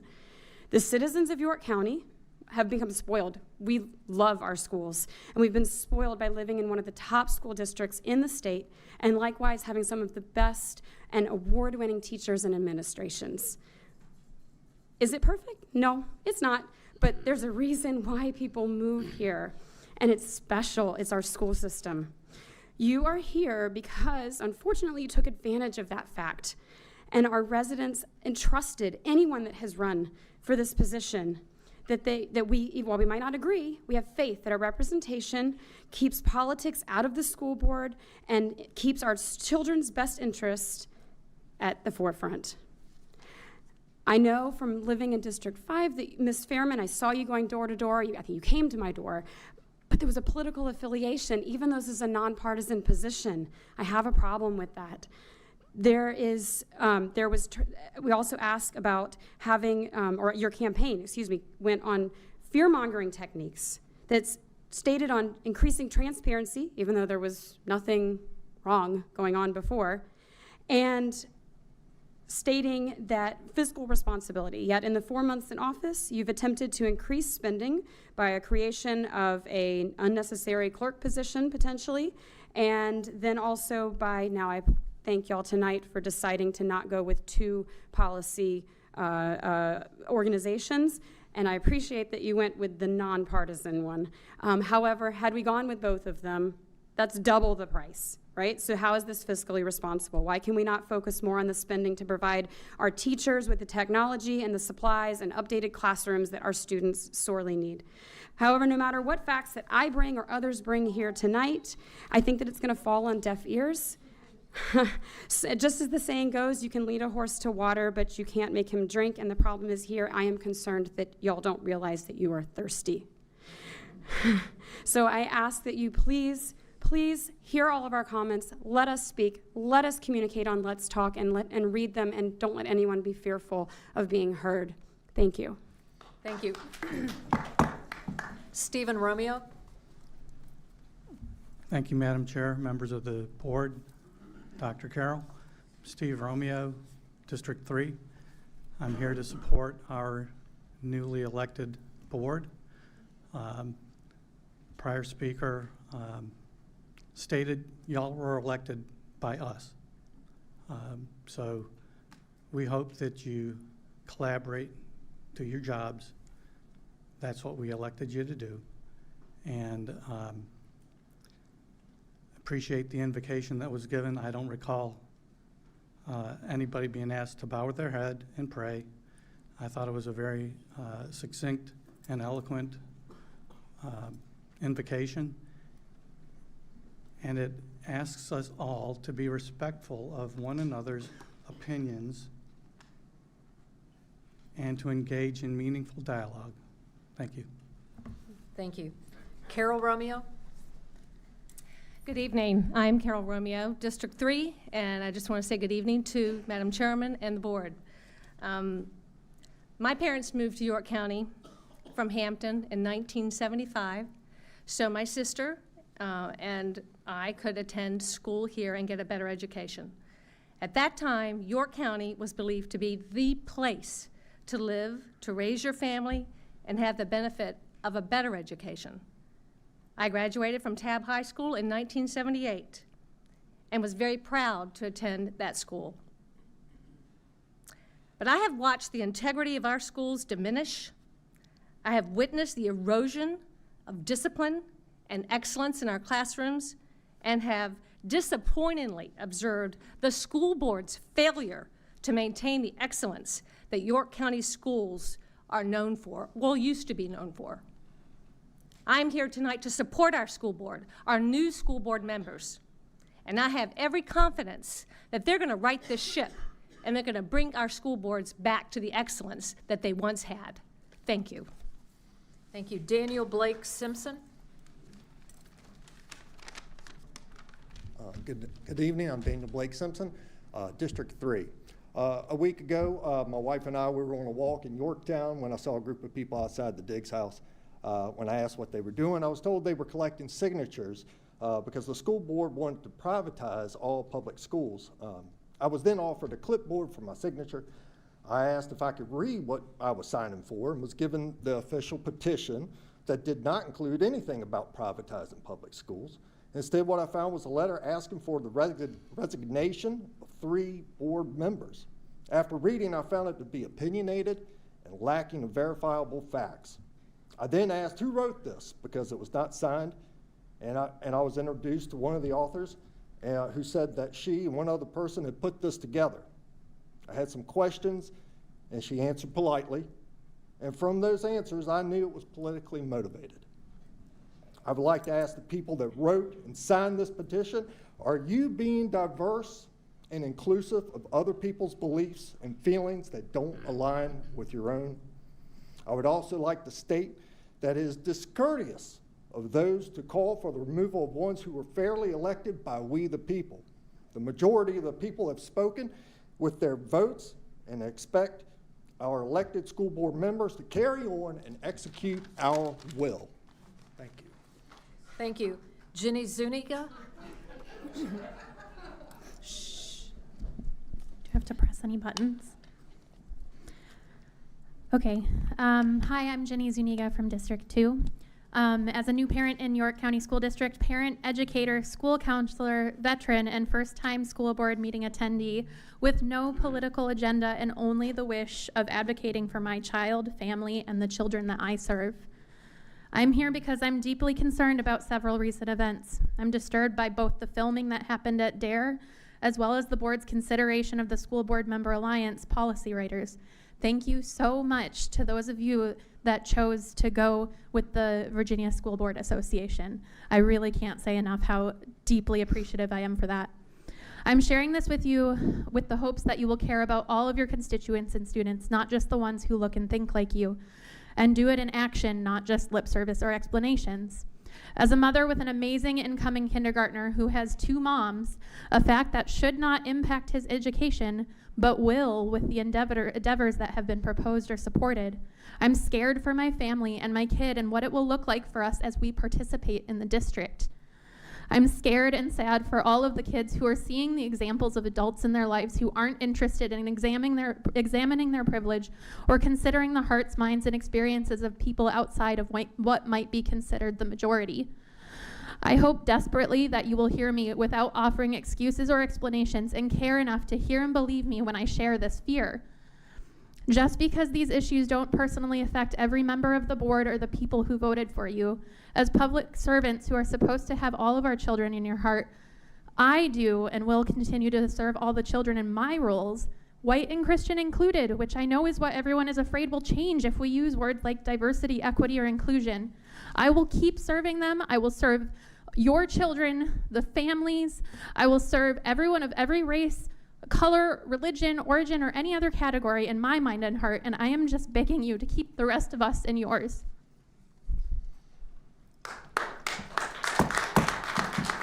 Please sit down. Thank you. That ends the public comment period of everyone who has signed up at that time. At the end of the meeting, if there's anyone who had not signed up and following policy, there will be time at the end if any of those people who did not sign up to speak if they choose. I want to thank you for remembering the rules and being respectful. I know every once in a while a few slipped, but you got right back on track, and so I greatly appreciate that. Some of you need to remind yourselves not to speak from the floor to the dais the next time. At this time, we will go to matters by the board members. And Mr. Schaefer from District 1, if you could share your remarks, please. Sure. Let me just say once again, it's a great day to be a Panther. And some of the things that happened this month went to the YFPE Awards. This is where Rich Shook was telling you about earlier. $87,000 worth of scholarships and grants that went out to our school division. And it all happens because the YFPE raises funds strictly to help York County. The people on the committee are starting to get a little bit old and need help. So I would ask anyone in the community that would like to help York County schools YFPE is an excellent place to be. For those other ones, I'd like to say that please go out to your schools and visit, volunteer, okay? I mean, I have a full-time job, work 55 hours a week or so. I do the school board, and I still try and get out to see the schools as much as possible. I make sure I have a day off during the week so that I can do those things. And it warms my heart to see volunteers in the schools, parents, grandparents, uncles and aunts that come to help out in whatever school it is. It can be elementary, it can be middle school or high school. But it's great to see the volunteers out there. And they get an appreciation for the schools. They get to see the schools as they really are. So any of those naysayers that think that we don't have good schools anymore need probably to go volunteer. There's a spot for each one of you. Last week, it was the best week. I got to go visit my schools. It was awesome. Got to talk to all kinds of people, talk to the kids, talk to the teachers and the principals, and I just had a great time. And then we had, after the YFP awards, I went straight to Bruton High School because we had the STEM night for District 1. And the STEM night, we probably had about 500 people there from Magruder, Waller Mill, Queens Lake, and Bruton. And it was awesome to see all the kids involved. And it was great to see the parents. I mean, we had both parents bringing kids to a high school after they got off work. And I think that says a lot for people that want to be involved. That's the kind of people that we have up in Bruton, up in the Bruton zone, and that's what I'd like to see in every zone. But as I said, I had a great week last week, the last few weeks, being in the schools and seeing everyone. I'm going to have the next month is just chock full of events that I get to go to, and I consider it a privilege. Yes, it's part of my job to do this, but no, it's a privilege, and it's fun, and it's great to go out and see what's happening in the schools. Thank you. Mr. Payovich from District 2. Yes, I would just like to take opportunity also to say that I agree with Mark that this is the privilege to be in front of you and represent you as a parents and actually all of our students of the York County School District. This past month, it's been very eventful with a lot of happenings. One of the major things that for me was the New Horizons board meeting that we just had a presentation. And during that, we had young chefs of the New Horizons prepare dinner for the entire school board representatives. So it was just one of those events that was amazing to attend and to witness. What I would like to say also, for all of you being here tonight, thank you so much for coming, and for us to hear your voice. I appreciate every one of you guys speaking out loud. We do hear you, and also would like to address Mabel, I believe, correct? Thank you for coming at such a young age and speaking to us about those things. I do have concerns as far as the education about where we stand. Last meeting, I shared that we are in decline overall percentage for passing rate in SOL. And you're right, we are 12% about average, about the region, which is not good enough in my opinion. So young students like you, we appreciate your input and just want to let you know that we are here for you and that we want to make York County School District even better than that. Because where we used to be, it's far where we're at right now. We have a long way to get there, but we will get there because we are here and we all care. And every single teacher that you have care. And we all going to do it together for you guys. So thank you. Thank you very much. Ms. Goodwin, District 3. Thank you. Well, I first want to say thank you for everybody speaking tonight, whether your comments were complimentary or derogatory. I do appreciate them. I mean, I'm a supporter of First Amendment free speech, and everybody should have the right to be heard. So I do thank you. Thank you for taking your time to come out, as I know you have probably more important and other things to do. As far as this month goes, I had two really fun events that I attended. One was a post-Easter Easter egg hunt with children of the Woods of Yorktown. This event was sponsored with Yorktown Elementary and York High School, and I was invited to come and participate, and I really enjoyed it. I enjoyed seeing the kids grab all those Easter eggs and fill their bags up and enthusiastically run up to show me what they had collected. And it was just nice to see the partnership between the high school and the elementary school and working together to make that event happen. The other thing I got to do, and I was really inspired by that, was I got to be at the, my words are escaping me, excuse me. It was a forum with the youth today at York High School. So I was able to sit in with Mr. Richardson and also with our Board of Supervisors, Mr. Wayne Drury, and have students from York High School ask us questions about issues that were near and dear to them. So it was really nice interacting with them and hearing what they were concerned about.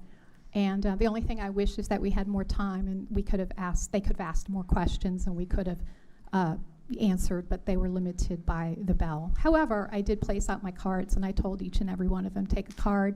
You're welcome to email me anytime. I work for them, as well as the parents and the teachers and any constituents. So I just wanted to let you know that.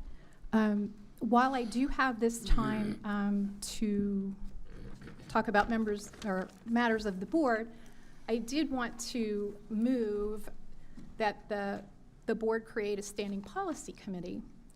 This, I feel, is needed. Because we've run into areas with some policy that can be a little vague, or one person interprets it one way and somebody interprets it another. So this committee, composed of 2 board members, the person whose policy it directly affects, like if it affected Dr. Carroll's area or Dr. Skinner's area, would be present, as well as a citizen from the community who has maybe some policy expertise. Bringing those people together and looking at our policies as they come down. And that makes the board more involved. And because if you look at standards of quality number 7, policy is really one of the things the board is charged with. And so we want to make them as clear and succinct as possible and be involved in that process. So this doesn't do anything to the VSBA. We already voted on that, and that's a part. It just gives us the ability to make sure all our policies are sound and another lens on it. So there's no Mrs. room Goodwin, for. if you could repeat your motion, and then we'll need a second on it. Okay. Sorry, I know that was long-winded, but I wanted to explain to everybody what the intention of that was. So I move that the board create a policy standing committee. Is there a second? Ms. Fairman, that's actually down in discussion to talk about the advisory committees which it would fall under. Did you know that? Yeah, I added it in after your comments. I was like, ooh, Well, you didn't where see did that go in? It's under policy discussions. BCF? Yeah, BCF. Oh, that was a new one. That was a standing committee, though. I thought that was separate. Well, it's standing committees are part of advisory committees. Actually, they're 2 separate things. I Under apologize. our I didn't know. policy, it's all under that one policy. Oh, it's all under the yeah. one policy. Okay, thank you. Well, then I won't have to explain it when we get there. Just kidding. Thank you very much. All right, Mr. Richardson, District 4. Yes, I'd just like to cover some of the things I've done. I'd like to thank all the speakers that came out and spoke tonight, and not just them, but the other people that came out, just to support them and to stay involved in what the school division is doing. So thank you for coming out tonight. March 29th, I attended Grafton Middle School Career Day. I was even able to time my visit perfectly to see my son present there. He's with the fire department, so he presented for the York County Department of Fire and Life Safety about careers in firefighting. And then on April 15th through 16th, I attended the President's Retreat for VSBA, where I'm the regional chair for the region. And that was in Virginia Beach. We talked about several topics, but one of the biggest topics we discussed for the longest time was how to increase attendance at regional networking forums across the state. And then Thursday, April 18th, I attended the YFPE Grant Awards Recognition Banquet at the Waterman's Museum with Mr. Schaefer. One of the teachers used her grant funds to improve literacy by holding literacy game night because they know that family engagement is one of the biggest things about literacy is getting families involved in reading. And she did this family game night, and she's had parents come back and want to know what some of the other games were so they can purchase them to play at home and increase the literacy of their children. Another teacher is working with students at Tab High School and reducing food waste in their cafeteria, so that was a neat program, listening to them explain all that. I attended the York High School Town Hall meeting with the kids this morning with Ms. Goodwin and the students at York High School, and we answered some of their questions that they had. I'll be at Grafton Middle School tomorrow to talk about Hurricane Katrina when I was deployed with a disaster medical assistance team back during that hurricane, speaking to one of the groups there that's reading a book on Katrina and try to give them some firsthand experiences about what it was like after that. And again, over the last several months, I've been planning the Tidewater Regional Forum art contest that's going to be this Thursday at IC Norcom High School in Portsmouth, and that's where I'll be this next Thursday. So thank you very much. Thank you. And I'll round that out for District 5. I've had the opportunity to take quite a number of different training sessions focused on school boards, school issues, focusing on the governance, that what we're required to do according to Virginia law, as well as how we can improve student achievement. And that was dealing with not only talking throughout Virginia, but talking with other school board members in other states and some of their issues and challenges, as well as their successes that we might be able to do here. So that's been a definite learning experience. And like what was said, the school division has overall insurance that if we're ever in litigation with a problem with policies, we're covered for that. The only insurance that we have from VSBA, and then SBMA also offered the same thing, is if there was a problem with their particular policy service, a policy that they wrote, that if we were able to show that and it was not a policy that we had changed at all, their insurance is we would get back the cost of that policy writing service that they had charged. So if we had gone SBMA, it would have been $2,900 we would have gotten back. With the VSBA, since we voted to go with them, that if there is ever a problem with a policy that we have not amended, that they have put together for us, we would get back the $3,750 on that. That's all that was covered with that. So we have overall insurance that covered anything above those amounts. I just want to let you all know that. How much? Excuse me, please do not shout from the floor, and that's the last time I'm going to remind you, Dr. Kennedy. The other issue is I wanted to go over what partisan actually means, because I know some people were saying, well, you can't be a 501c3 if you are partisan, and that is correct. What partisan means is that you are aligned with a specific political party, Republican, Democrat, Green, Libertarian, all of the different parties out there. That's partisan. What is allowed through the U.S. government with a 501c3 is you can declare yourself conservative or liberal.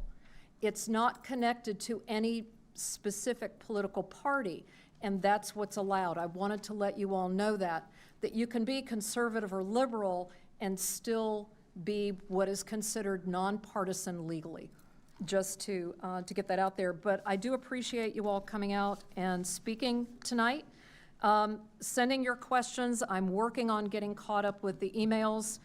I would like to say is tomorrow I'm looking forward to going to Tab High School, because we'll be having our town hall that all of the different high schools are having, and so different board members will be at those locations. At this time, we're going to move on to financial matters. Madam Chair, I'm sorry to interrupt. Can I make one more comment that I left out, please? Sure.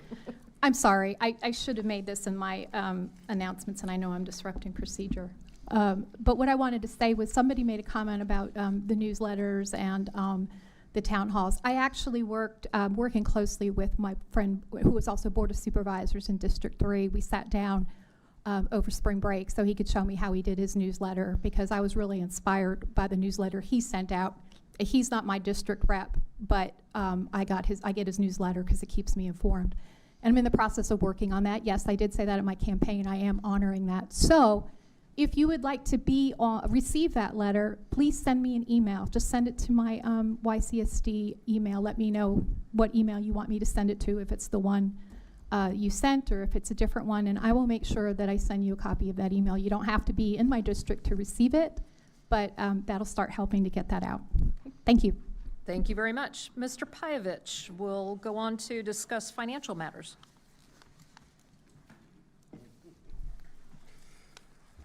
All right, so I would like to put for consideration approval of claims certified for payments. We have a claim certified for payment for the month of March 2024. There are several categories, and I'm going to start going from the top down. For instructional related expenditures, total approximately $1,005,200 and includes payments to AMN Healthcare Allied in amount of $22,900, Beautiful Mind Speech Therapy in amount of $14,800, Cengage Learning in amount of $20,700, Dreamcatchers in amount of $31,500, East End Academy in amount of $17,600, Emily Haynes LLC in amount of $22,200, Liberty Point in amount of $10,800, Little Arms Studios in amount of $14,400, Maximum Healthcare Services in amount of $25,600, New Horizons in amount of $236,400, Old Dominion Research Foundation in amount of $47,200, Plan B Academy in amount of $69,100, ProCare Therapy in amount of $105,400, Robot Lab in amount of $37,100, SH Varsity Acquisitions in amount of $119,900, Soliant Health in amount of $17,500, Sunbelt Staffing in amount of $61,100,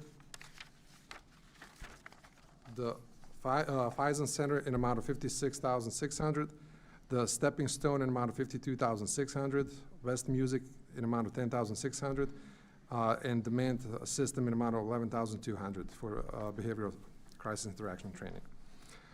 Technology-related expenditures total approximately $229,700, and they include payments to the CDWG in amount of $112,900, Cox Communications in amount of $17,400, Daily Computers in amount of $32,800, Debt Book in amount of $20,000, E-Rate Inc. in amount of $11,000, VA Business Systems in amount of $35,600. Operational related expenditures total approximately $150,955, and that includes the payments to Dominion Energy in amount of $58,975, Riverside Physicians in amount of $75,000, and the Water Chemistry in amount of $16,980. Construction-related expenditures total approximately $1,139,250, and that includes the payments to the ACE LLC, $60,000, Continental Contractors for $63,000, Heartland Construction for $613,650, Mid-Atlantic Installers for $90,800, Play Power Farmington for an amount of $146,200, and Chic Communications in amount of $165,600. Transportation-related expenditures total approximately $129,310. That is to Hall Automotive in amount of $86,560. Kingmore Supply in amount of $42,750. Then expenditures related to administration total approximately $38,400 and includes payments to the Scenario Learning in amount of $11,100, VA Risk Sharing Association in amount of $16,600, and Yang Collins PLC in amount of $10,700. Now, food services related expenditures total approximately $1,119,700, and those payments include Gold Creek Foods in amount of $14,100, Made Right Specialties in amount of $11,100, National Food Group in amount of $13,100, Sedesco in amount of $1,081,400. Also, I'm having a consideration for approval of financial report for March 2024, and these are significant changes related to the operating budget. For March revenues, State revenues for March 2024 increased by more than $7.7 million when compared to March 2023. This increase is a result of the 7% compensation adjustment, increase in student enrollment, and additional of all-in funding. Sales tax revenue of March 2024 decreased by $1.4 million when compared to 2023. This is a result of the change in economy activities. For expenditures, instructional expenditures for March 2024 increased by approximately $6.2 million when compared to March 23. The difference can be attributed to the increase in compensation and benefits that spend down of federal ESSER funds, the increase of fill rates for the instructional positions for the fiscal year 24, and an increase in private placement students related to the Children's Service Act program. Admin, attendance, health expenditures for March 24 increased approximately $1 million when compared to 23. The difference can be attributed to the increase in compensation and benefits and increase in contracted services for speech, language, and private nursing services. Significant changes relating to the food service budget. Food revenues and expenditures for local food service revenue has increased by more than $442,000 when compared to March of 23. This is due to the increase in the number of meals served. Federal food services revenue has decreased by more than $472,000 due to the decrease in grant fundings. And final, it's consideration of approval of Resolution 2426. Resolution 2431 requires the board approval authorizing procurements of more than $50,000. There's a total of 43 items on the resolution. 5 items totaling $946,663 are for fiscal year 2024, and 38 items totaling $12.1 million for the fiscal year of 2025. The details of which can be viewed on the board docs. Madam Chair, I now move to approve financial matters as listed. A second. Thank you. The motion has been moved and seconded to accept the financial matters as listed. Are there any further questions? None. Mrs. Howard. A motion was made by Mr. Pyavich and seconded by Mr. Richardson to approve financial matters as listed. Mr. Pyavich. Yes. Mr. Richardson. Yes. Mrs. Goodwin. Yes. Mr. Schaefer. Yes. Mrs. Fairman. Yes. Motion passed 5-0. Thank you very much. Moving on to the consent calendar, I have that. These were all listed with specifics on the agenda, on the documents that were attached. So I'm just going to go over the list briefly. We had approval of personnel actions that includes a list of retirements, resignations, reclassifications of teachers, different assignments for licensed and non-licensed employees, and the list is there. Then also included in the consent calendar is approval of the minutes for the regular meeting on March 25, approval of donations in the amount of $1,000, approval of the Carl Perkins grant application for fiscal year 25. And for the approval of the consent calendar as listed, I'd like to have a motion and a second to approve that consent calendar. Madam Chair, I move to approve the consent calendar as listed. I'll second. Thank you. The motion has been moved and seconded to approve the consent calendar as listed. Is there any further discussion? Mrs. Howard. A motion has been made by Mr. Richardson and seconded by Mr. Schaefer to approve the consent calendar as listed. Mrs. Goodwin? Yes. Mr. Richardson? Yes. Mr. Schaefer? Yes. Mr. Pyavich? Yes. Mrs. Fairman? Yes. Motion passed 5-0. Thank you very much. Moving along, there are no action items tonight. We go specifically to the policy discussion regarding policy BDDHKD for the board to discuss. Let me open that one, sorry. Here, if I can get this to go back. Yeah. Sorry, I don't have a printed copy of it in front of me. All right, so this particular one is public participation at the school board meetings regarding this.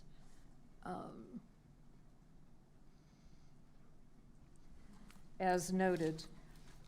Once again, for any discussions on this, are there any proposed changes to these?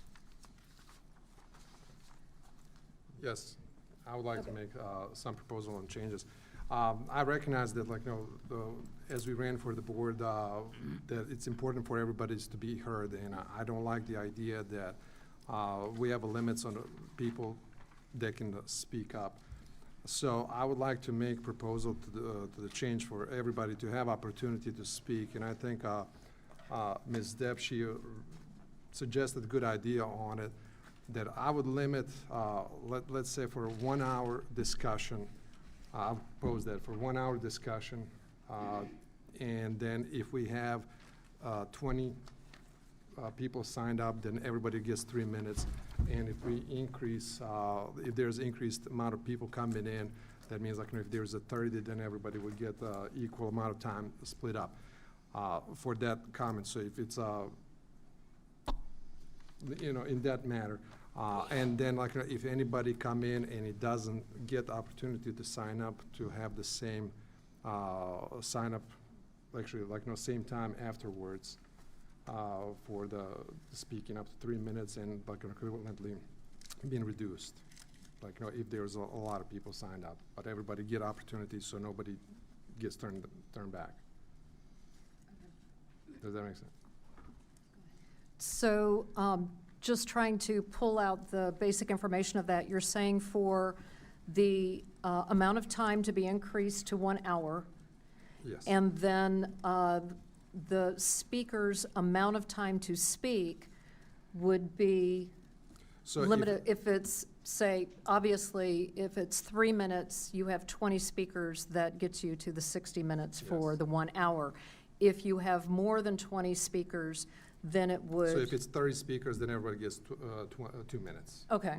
And so on. Okay, hang on, let me see. So 20 speakers equals 3 minutes each. You're saying 30 speakers? 2 minutes. 2 minutes each. And so if it's, what? Well, if it's 60 speakers, then 1 minute. Well, yeah, the thing is if it goes over 30, is it still gonna be the 2 minutes? I believe, like, that would be, like, if it's everybody gets to speak, so equally would be split up. So we'd have to take the hour and divide it out? Is that what you're? I'd like to make it simple. Let's just let everyone speak, have their 3 minutes. And, I mean, we've managed it with 53 before, and have it all at the designated time, because I think that just about everyone in this room works. And I don't want to keep them here till 11 o'clock. If we're here till 11 o'clock, it's our fault, okay? I think that we should let everyone speak, have their 3 minutes, no matter how many. I don't think we're going to have more than 53 like we did before. Well, Mr. Schaefer, I just know from one of the Board of Supervisors meetings several years ago, they had 72 speakers, and their particular policy, their chair is allowed discretion to reduce the amount of time. And what they did for those 72 is they announced beforehand, when they realized it was going to be that many, they reduced it down to 1 minute. I know what it was like. I was standing in line changing what my speech was so I could fit it into 3 minutes, or into just 1 minute, down from 3 minutes.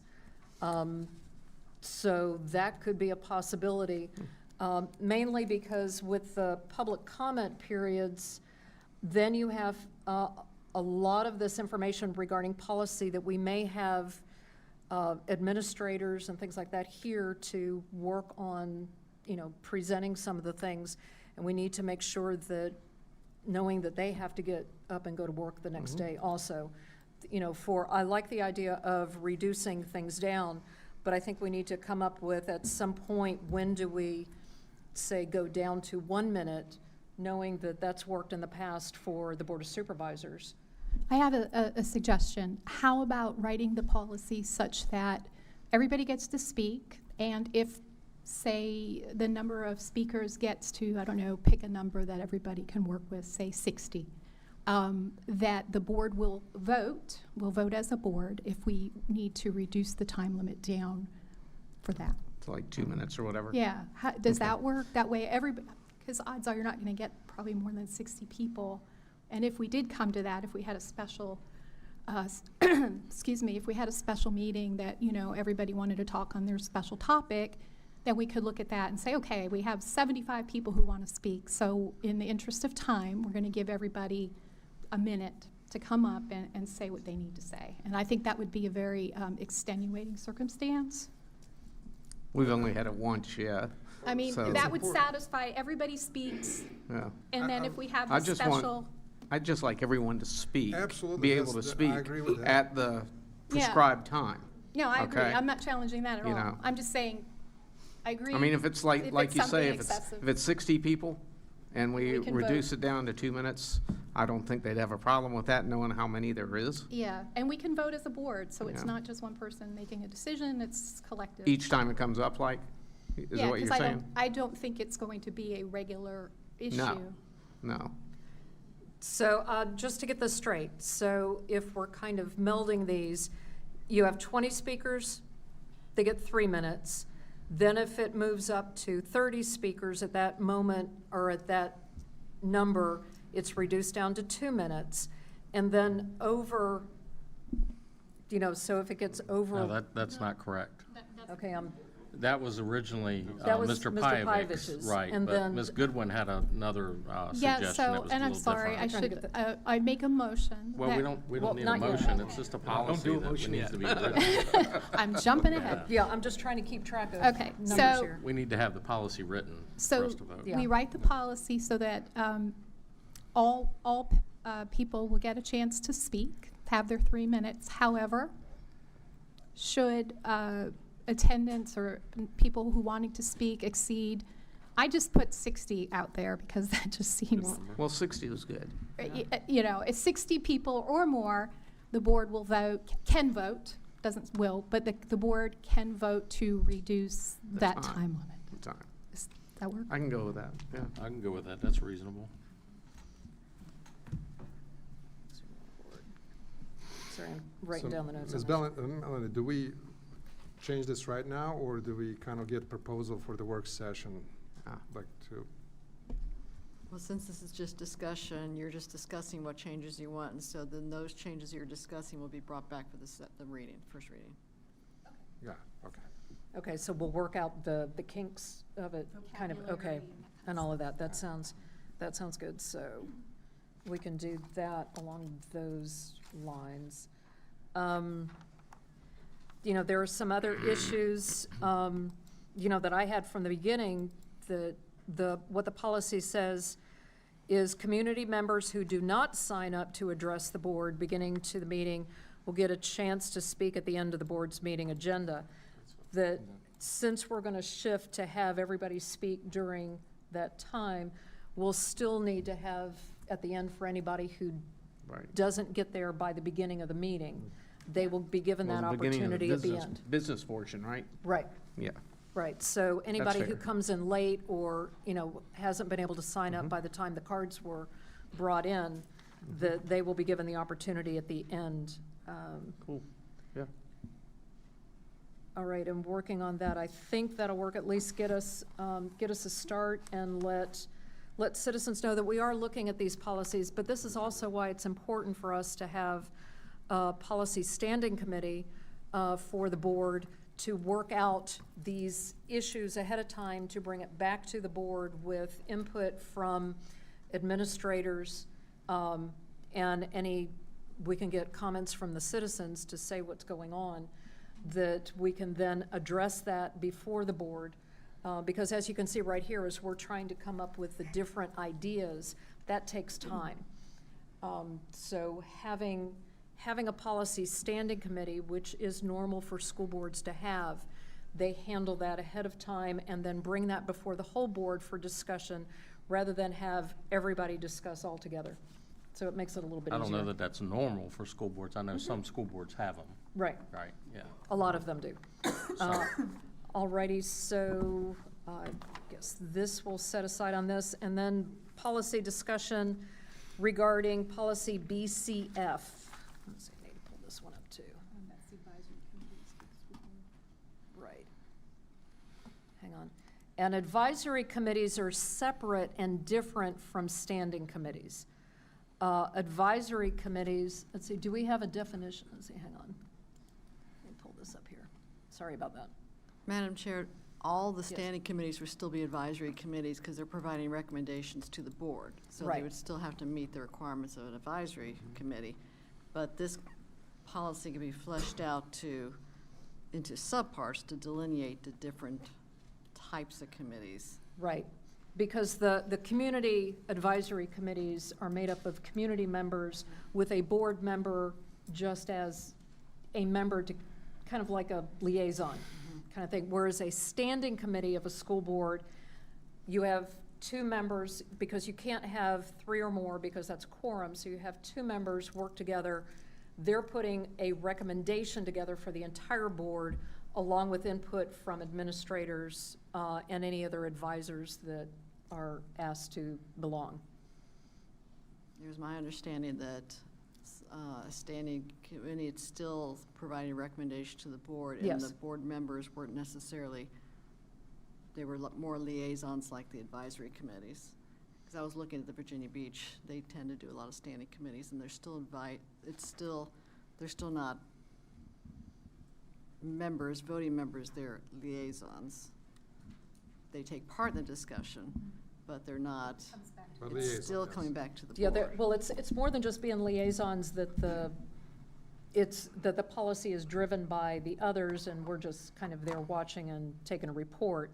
The standing committee for a school board is actually supposed to be, because we're directed, the board is supposed to be putting policy together and everything with the SOQs, that it's their responsibility, so the board members take more control of a standing committee, and then they bring that back to the overall board for review and discussion and things like that, so. And we can flesh all that out. It when sounds we're like looking what at you're it. saying, though, is that the standing committees can fall under this policy. Like, we don't have to reinvent a whole nother policy. Like, we can just tweak this, right? Correct, Okay. Okay, we can have a different section, advisory and standing committees, and define those along there. All righty, moving right along. We do not have a first reading for a policy. We do have a second reading of the Section L, Education Agency Relations. Dr. Carroll, do you have any additional comments on this? Madam Chair, there are no changes since the last reading. All right, we'll then entertain a motion and a second to approve Section L, Education Agency Relations. I'll make a motion to approve Section L, Education Agency Relations. Second. All right, the motion has been moved and seconded. Is there any further discussion on the Section L, Education Agency Relations? Seeing no further discussion, Mrs. Howard. A motion was made by Mrs. Goodwin and seconded by Mr. Richardson to approve Section L, Education Agency Relations. Mr. Schaefer? Yes. Mrs. Goodwin? Yes. Mr. Richardson? Yes. Mr. Pyavich? Yes. Mrs. Fairman? Yes. Motion passed 5-0. Thank you very much. Now, the report of the superintendent, I believe Dr. Carroll may have that for us. Yes, Madam Chair, thank you. As you stated earlier, Dr. Shandor is at the VAST conference this week. He wanted me to pass along a few things. First of all, the school division was recognized by the National Association of Music Merchants as a best community for music education for its outstanding commitment to music education. YCSD is one of only 25 school divisions in Virginia to achieve this coveted status. April, as you know, is the month of the military child, and the division celebrated Purple Up Day, which was last Wednesday, April 17th. Division staff and students participated by wearing their purple, and Dr. Shandor participated in a meeting in Richmond as a member of the Interstate Compact on Educational Opportunity for Military Children with State Superintendent Dr. Lisa Coons and First Lady Suzanne Youngkin. We had two students who placed in the regional competition for the Scripps National Spelling Bee. Hia Singh, a sixth grader from Yorktown Middle School, placed second, and Nina Terzic, a seventh grader from Tab Middle, placed third. We are proud of both of these students. Dr. Shandor also wanted to share that he has launched his Candor with Shandor sessions with all staff in YCSD, and these are optional sessions for all staff members in the division to meet with him and give him feedback.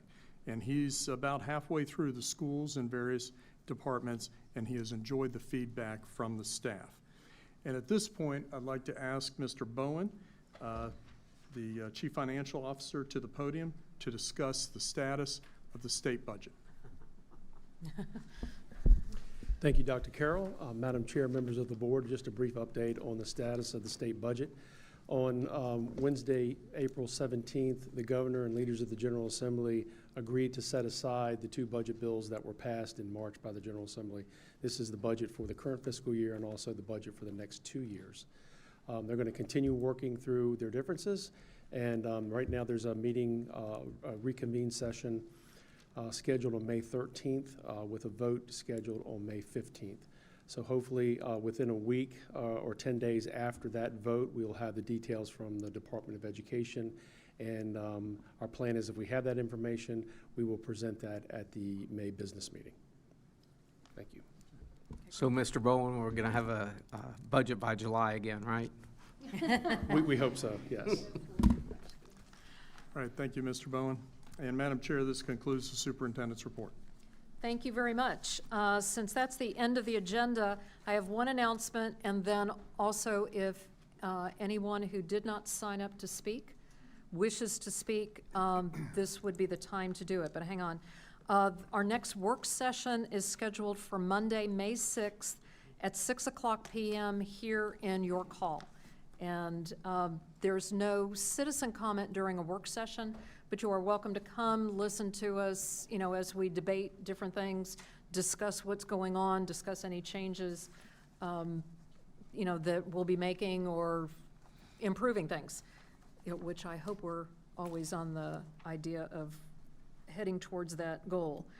At this time, I'll entertain anybody else who had not signed up earlier. If you wish to speak, please come up to the podium. Once again, limit of 3 minutes and same rules as before. Does anybody wish to speak? Seeing, oh, there we go. If you could please state your name and which district.